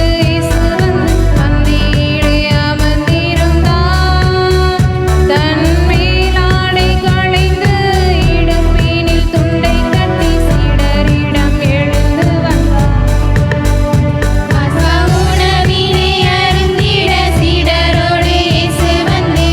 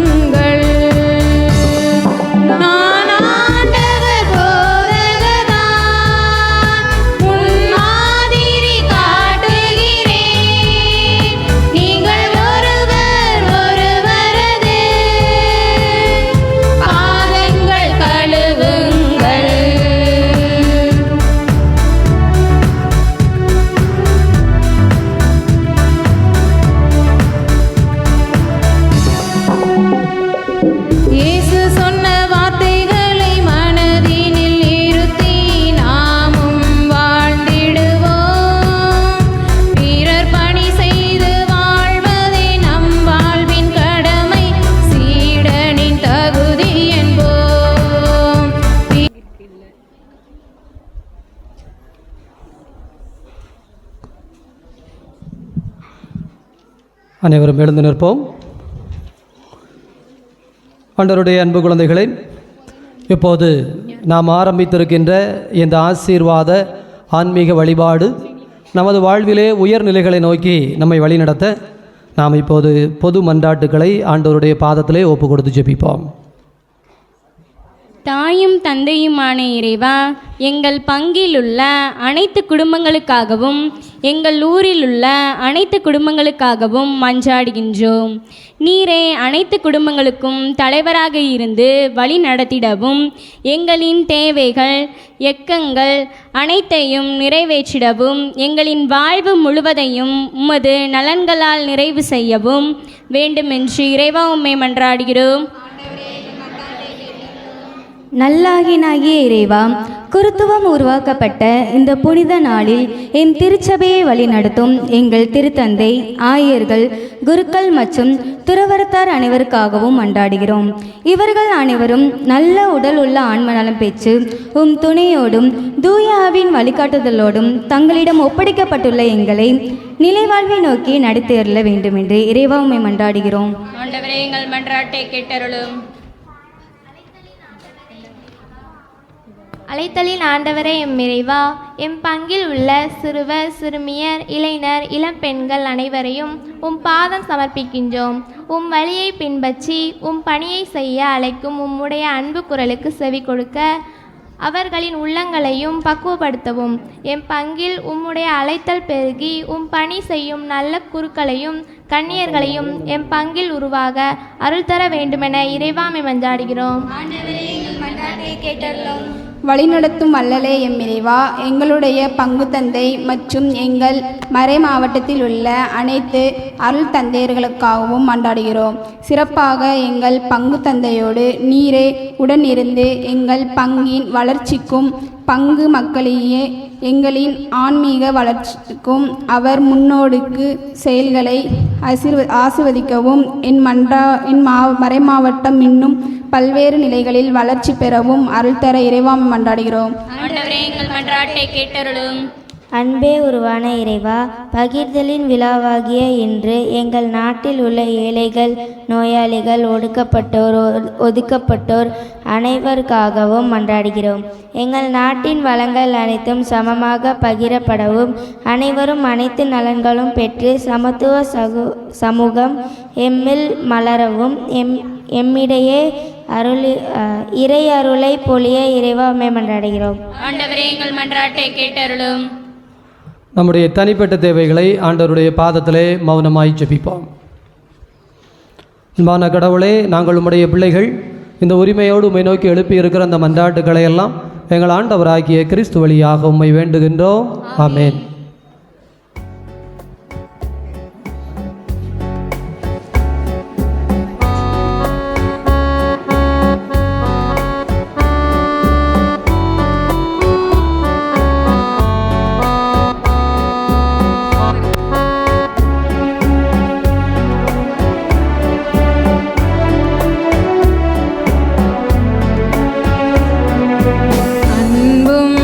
பிரியமானவர்களே, கொடுக்கப்பட்ட தவக்கால உண்டியலை வரிசையாக வந்து பவனியாக காணிக்கை ஒப்பு கொடுக்க கேட்டுக்கொள்கின்றோம். அன்பும் நட்பும் எங்குள்ளதோ அங்கே இறைவன் இருக்கின்றார்.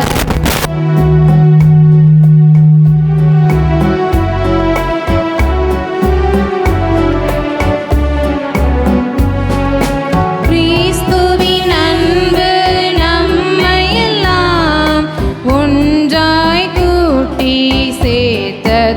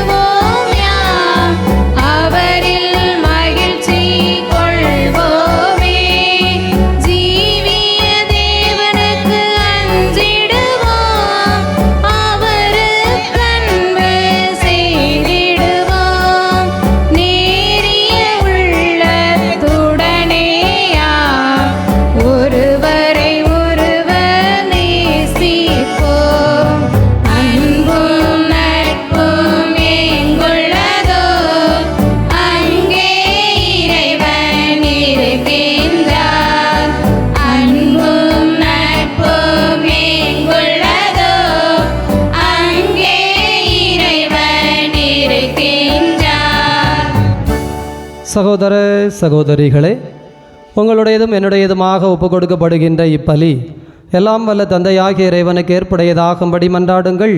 ஆண்டவர் தமது பெயரின் புகழ்ச்சிக்காகவும் ஆட்சிக்காகவும் தமது நன்மைக்காகவும் புனித அவை அனைத்து நன்களுக்காகவும் உமது கையின்று பலியை ஏற்றுக்கொள்வாராக. இதய அமைதியை இறைவா, எப்பொழுதெல்லாம் இப்பலி நினைவு கொண்டாடப்படுகிறதோ அப்பொழுதெல்லாம் எங்கள் மீட்பின் செயல் நிறைவேற்றப்படுகிறது. எனவே நாங்கள் இம்மறை நிகழ்வுகளில் தகுதியுடன் பங்கேற்கச் செய்தருளும் ஆண்டவராகிய கிறிஸ்து வழியாக உமை மன்றாடுகின்றோம். ஆண்டவர் உங்களோடு இருப்பாராக.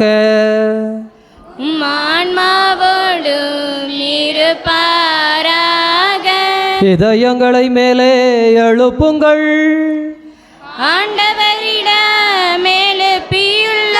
நம் இறைவனாகிய ஆண்டவருக்கு நன்றி கூறுவோம்.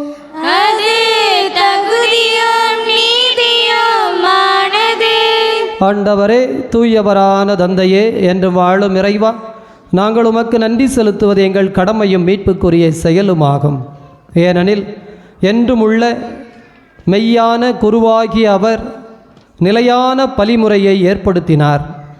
மீட்பளிக்கும் பலிப்பொருளாக முதல் தம்மையே உமக்கு ஒப்பு கொடுத்து தம் நினைவாக நாங்களும் பலி செலுத்த வேண்டும் என்று கற்பித்தார். எங்களுக்காக பலியான அவருடைய திரு உடலை உண்ணும் பொழுதெல்லாம் நாங்கள் வலிமை பெறுகிறோம். அவர் எங்களுக்காக சிந்திய திரு இரத்தத்தை பருகும் பொழுதெல்லாம் நாங்கள் கழுவப்பட்டு தூய்மை அடைகின்றோம். ஆகவே விண்ணகத் தூதரோடு இணைந்து போற்றி புகழ்ந்து அக்களித்து நாங்கள் பாடுவதாவது: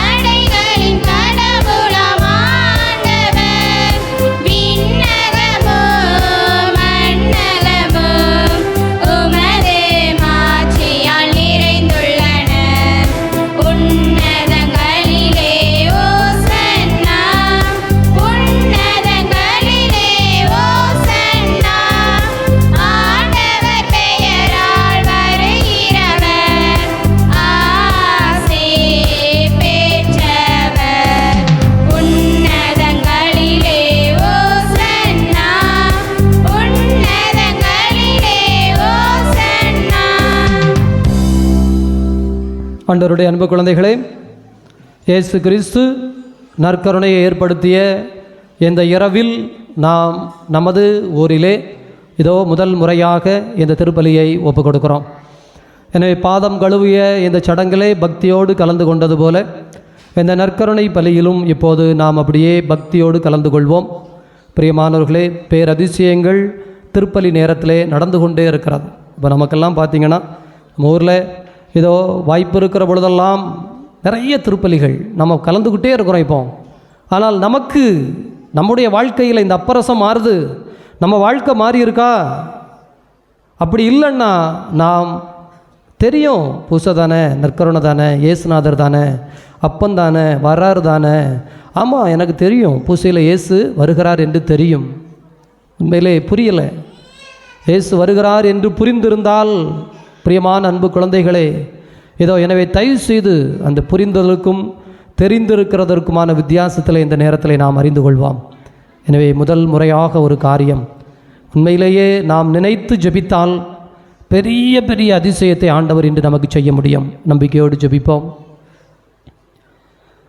இதய அமைதியே இறைவா, நீர் மெய்யாகவே தூயவர், தூய்மை அனைத்திற்கும் ஊற்று. ஆகவே உம்முடைய தூய ஆவியை பொழிந்து இக்காணிக்கைகளை தூய்மைப்படுத்த உம்மை வேண்டுகிறோம். எங்கள் ஆண்டவர் இயேசு கிறிஸ்துவின் உடலும் இரத்தமுமாக எங்களுக்கு இவை மாறுவனவாக. அவர் பாடுபட உளம் கனிந்து தமை கையளித்த போது அப்பத்தை எடுத்து நன்றி செலுத்தி அதை பிட்டு தம் சீடர்களுக்கு அளித்து அவர் கூறியதாவது, அனைவரும் இதிலிருந்து பெற்று உண்ணுங்கள், ஏனெனில் இது உங்களுக்காக கையளிக்கப்படும் என் உடல்.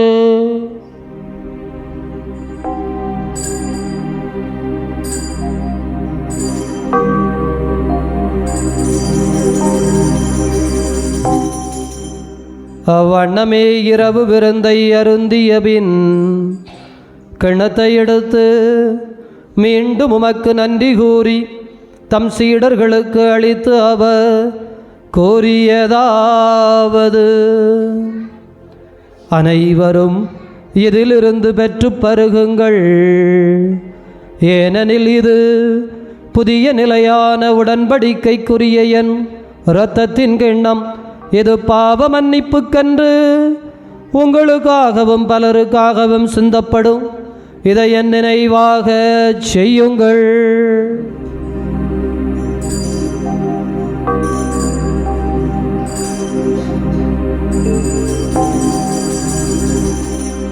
நம்பிக்கையின் மறைபொருள். ஆண்டவரே, நீர் வருமளவும் உமது இறப்பினை அறிக்கையிடுகின்றோம், உமது உயிர்ப்பினையும் எடுத்துரைக்கின்றோம். ஆகவே ஆண்டவரே, நாங்கள் கிறிஸ்துவின் இறப்பினையும் உயிர்ப்பினையும் நினைவு கூர்ந்து வாழ்வதரும் அப்பத்தினையும் மீட்பளிக்கும் கிண்ணத்தினையும் ஒப்பு கொடுக்கின்றோம். உம் திருமுன் நின்று ஊழியம் புரிய தகுந்தவர்களை எங்களை ஏற்றுக்கொண்டீர். எனவே உமக்கு நன்றி செலுத்துகிறோம். மேலும் கிறிஸ்துவின் உடலிலும் இரத்தத்திலும் பங்கு கொள்ளும் எங்களை தூய ஆவியானவர் ஒன்று சேர்க்க வேண்டுமென உம்மை தாழ்மையுடன் மன்றாடுகிறோம். ஆண்டவரே, உலகம் முழுவதும் பரவி இருக்கும் அது அவையை நினைவு கூர்ந்தருளும். சிறப்பாக எங்கள் திருத்தந்தை பிரான்சிஸ் எங்கள் ஆயர் அந்தோணிசாமி உமது அன்பின் குழந்தைகள் அனைவரையும் தெய்வீக அன்பினால் நிறைவு பெறச் செய்தருளும். உயிர்த்தெழுவோம் என்கின்ற எதிர்நோக்குடன் இறந்த அனைவரையும் உமது திருமுக ஒளியினுள் ஏற்றுக்கொள்ளும் எங்கள் அனைவர் மீதும் இரக்கமாயிரும். கடவுளின் கன்னித்தாயான மாட்சிமிக்க மரியாள், புனித அப்போஸ்தலர், இவ்வுலகில் உமக்கு உகந்தவராய் இருந்த புனிதர் அனைவருடனும் நாங்கள் இலை வாழ்வில் பங்கு கொள்ளும் தகுதி பெற்று உம் திருமகன் இயேசு கிறிஸ்து வழியாக உம்மை புகழ்ந்தேத்து மரமருள உம்மை மன்றாடுகிறோம். இவர் வழியாக இவரோடு இவரில் எல்லாம் வல்ல இறைவனாகிய தந்தையே, தூயாவியாரின் ஒன்றைப்பில் எல்லா புகழும் ஆட்சியும் என்றென்றும் உமக்கு உரியதே.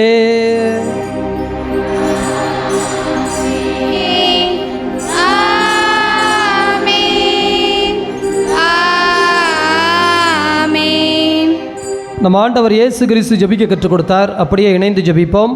விண்ணுலகில் இருக்கிற எங்கள் தந்தையே, உமது பெயர் போற்ற பெறுக, உமது ஆட்சி வருக, உமது திருவிழம் விண்ணுலகில் நிறைவேறுவது போல மண்ணுலகிலும் நிறைவேறுக. எங்கள் அன்றாட உணவை இன்று எங்களுக்கு தாரும். எங்களுக்கு ராஜ்யம் செய்வோரை நாங்கள் மன்னிப்பது போல எங்கள் குற்றங்களை மன்னியும். எங்களை சோதனைக்குட்படுத்தாதையும் தீமையில் விடுத்தருளும். ஆண்டவரே, தீமையிலிருந்து விடுவித்து அமைதியை தந்தருளும். பாவத்திலிருந்து விடுதலை பெற்று நலமுடன் வாழச் செய்தருளும். நாங்கள் எதிர்நோக்கி இருக்கிற பேரின்பத்திற்காகவும் மீட்பராகிய இயேசு கிறிஸ்துவின் வருகைக்காகவும் காத்திருக்கின்றோம்.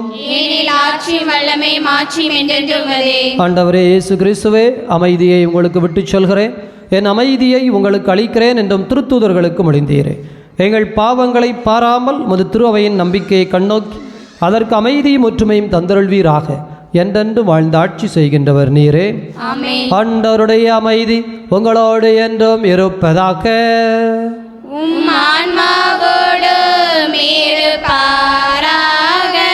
ஒருவருக்கொருவர் ஆண்டவர் தருகின்ற அமைதியை மகிழ்ச்சியோடு அறிவித்துக் கொள்வோம்.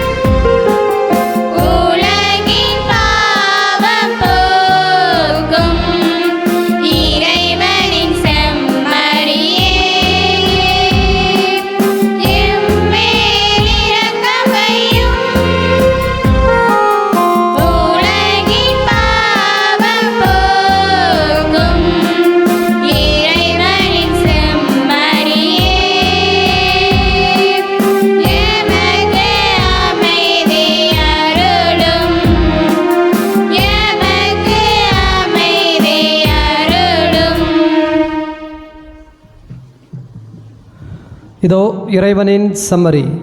இவரே உலகின் பாவங்களை போக்குகின்ற தெய்வம். இந்த தெய்வத்தினுடைய விருந்துக்கு அழைக்கப்பட்டிருக்கிற நாம் அனைவரும் பேர் பெற்றவர்கள். ஆண்டவரே, நீ இல்லத்தை எழுதின தகுதியற்றவர், ஆனால் ஒரு வார்த்தை மட்டும் சொல்லலே ஆன்மா நலமடையும்.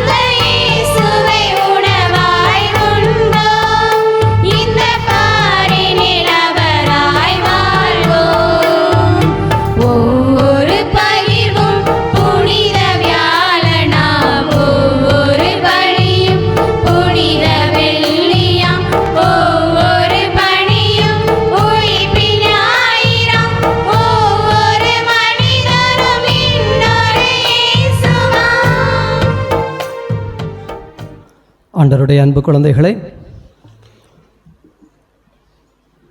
ஆண்டவருடைய இறை வார்த்தை வழிபாடு முடிந்து, பாதம் கழுவுகின்ற வழிபாடு முடிந்து, நற்கருணை வழிபாடு முடிந்திருக்கிறது. எனவே 3 வழிபாட்டினுடைய முக்கியமான பகுதிகளை நாம் கடந்து 4வது பகுதிக்கு வந்திருக்கிறோம். இறை வார்த்தையை அர்த்தத்தோடு தியானித்தோம். பாதம் கழுவுதல் என்பதை உணர்ந்து கொண்டோம். பார்த்தோம் என்பதல்ல, அதை உணர்ந்தோம். அதற்கு அடுத்ததாக இப்போது நற்கருணை, பெரிய காரியம். ஆண்டவர் இந்த நாளில் நற்கருணை ஏற்படுத்தினார். அந்த நற்கருணை விருந்தில் நாம் கலந்திருக்கிறோம். இப்போது மன்றாட்டு சொல்லி ஜெபிப்போமாக சொல்லப்பட்ட பிறகு நற்கருணை இடமாற்றப்படும்.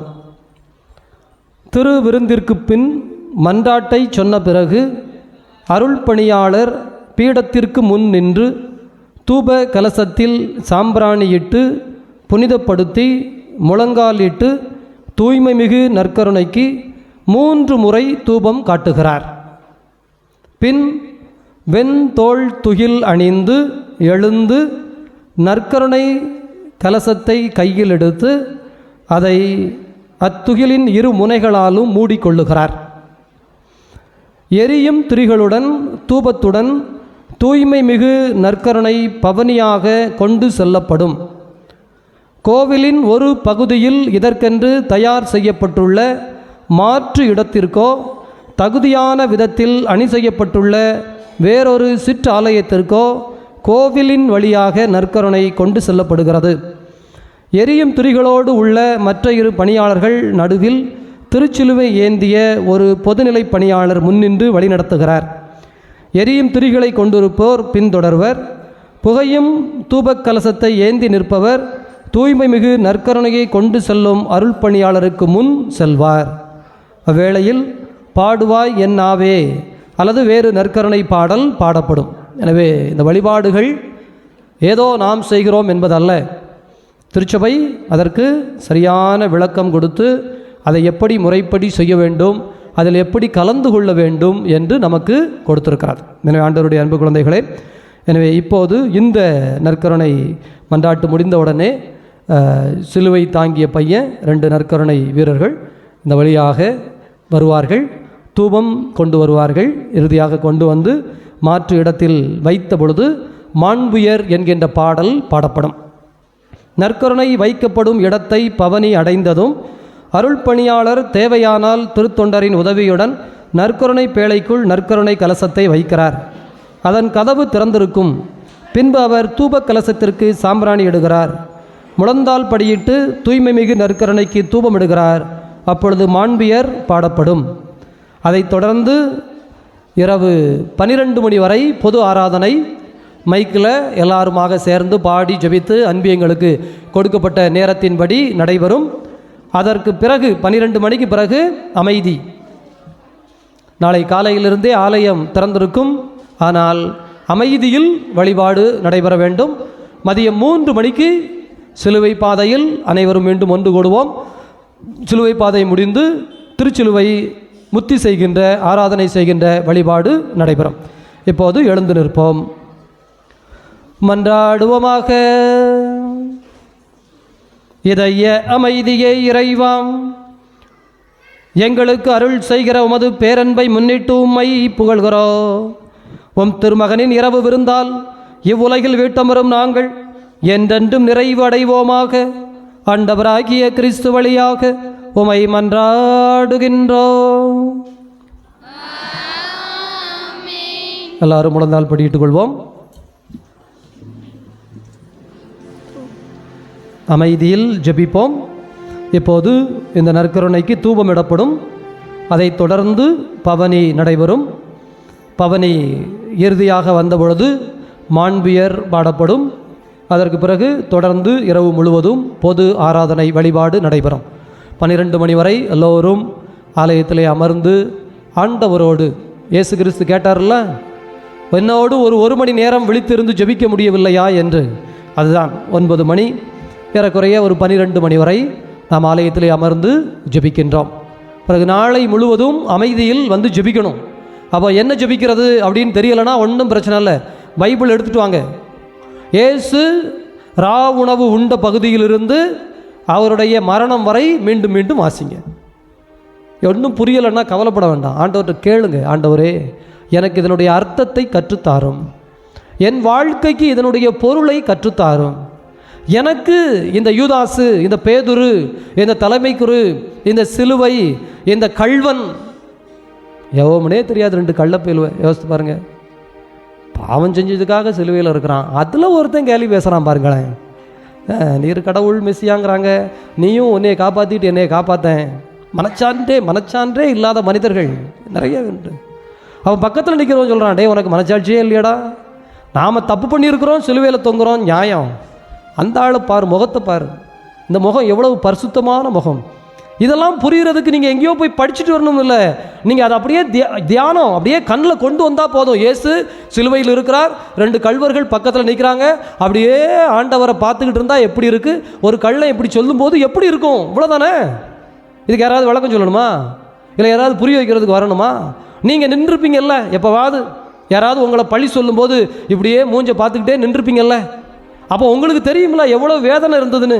அந்த வேதனை இயேசுவுக்கு அவ்வளவுதான், ரொம்ப எளிது. அதனால் இது ஏதோ கஷ்டமான விஷயங்கிறதெல்லாம் இல்லை. கவனத்தோடு இருந்தால், அதற்குள்ளே நின்றால் அது உங்களுக்கு புரிய வைக்கும். நீங்கள் ஒன்றும் செய்ய வேண்டாம், சும்மா வந்து உட்கார்ந்து வாசித்து ஆண்டவரே சிலுவை, அவ்வளோதானே. இப்படி கொஞ்சம் கொஞ்சமாக ஒவ்வொன்றாக நாம் தயவு செய்து வாசித்து கொண்டே தியானித்து கொண்டே இருக்க. இயேசு மனக்கலக்கம் அடைந்தார். இயேசுவுக்கு மனக்கலக்கம் வருமா? ஏன் வராது? இவ்வளோ பெரிய சுமை, இவ்வளோ பெரிய சிலுவை இந்த உலகமெல்லாம் மீட்படைந்து விடாதா என்று நினைக்கிற பொழுது பவுல் சொல்வார், இதோ வெளியிலே அச்சம், என்ன நடக்குமோன்னு, உள்ள பதட்டம், எங்கே நாங்கள் பாடுபட்டதெல்லாம் வீணாக போகுமோன்னு. ஏன் நீங்கள் பாடுபட்டதெல்லாம் வீணாக போகுமோ அப்படின்னு உங்கள் பிள்ளைங்க தப்பு பண்ணும்போது நீங்கள் வருந்துறது இல்லையா? அவ்வளோதான். எங்கேயோ போய் தேடக்கூடாது, உங்கள் வாழ்க்கைக்குள்ளே இந்த பைபிளை அப்படியே போடணும், உங்கள் குடும்பத்துக்குள்ளே இந்த பைபிளை வைக்கணும். அது வெளிச்சம் காட்டிக்கிட்டே இருக்கும். இதைத்தான் நாளை முழுவதும் செய்யணும், இரவு முழுவதும் செய்யணும். தயவுசெய்து கஷ்டமான விஷயம் கிடையாது. கவனக்குறைவு இல்லாமல் நாம் இதில் முழுமையாய் அர்த்தத்தோடு பொருள் பதிந்து கலந்து கொள்வோம்.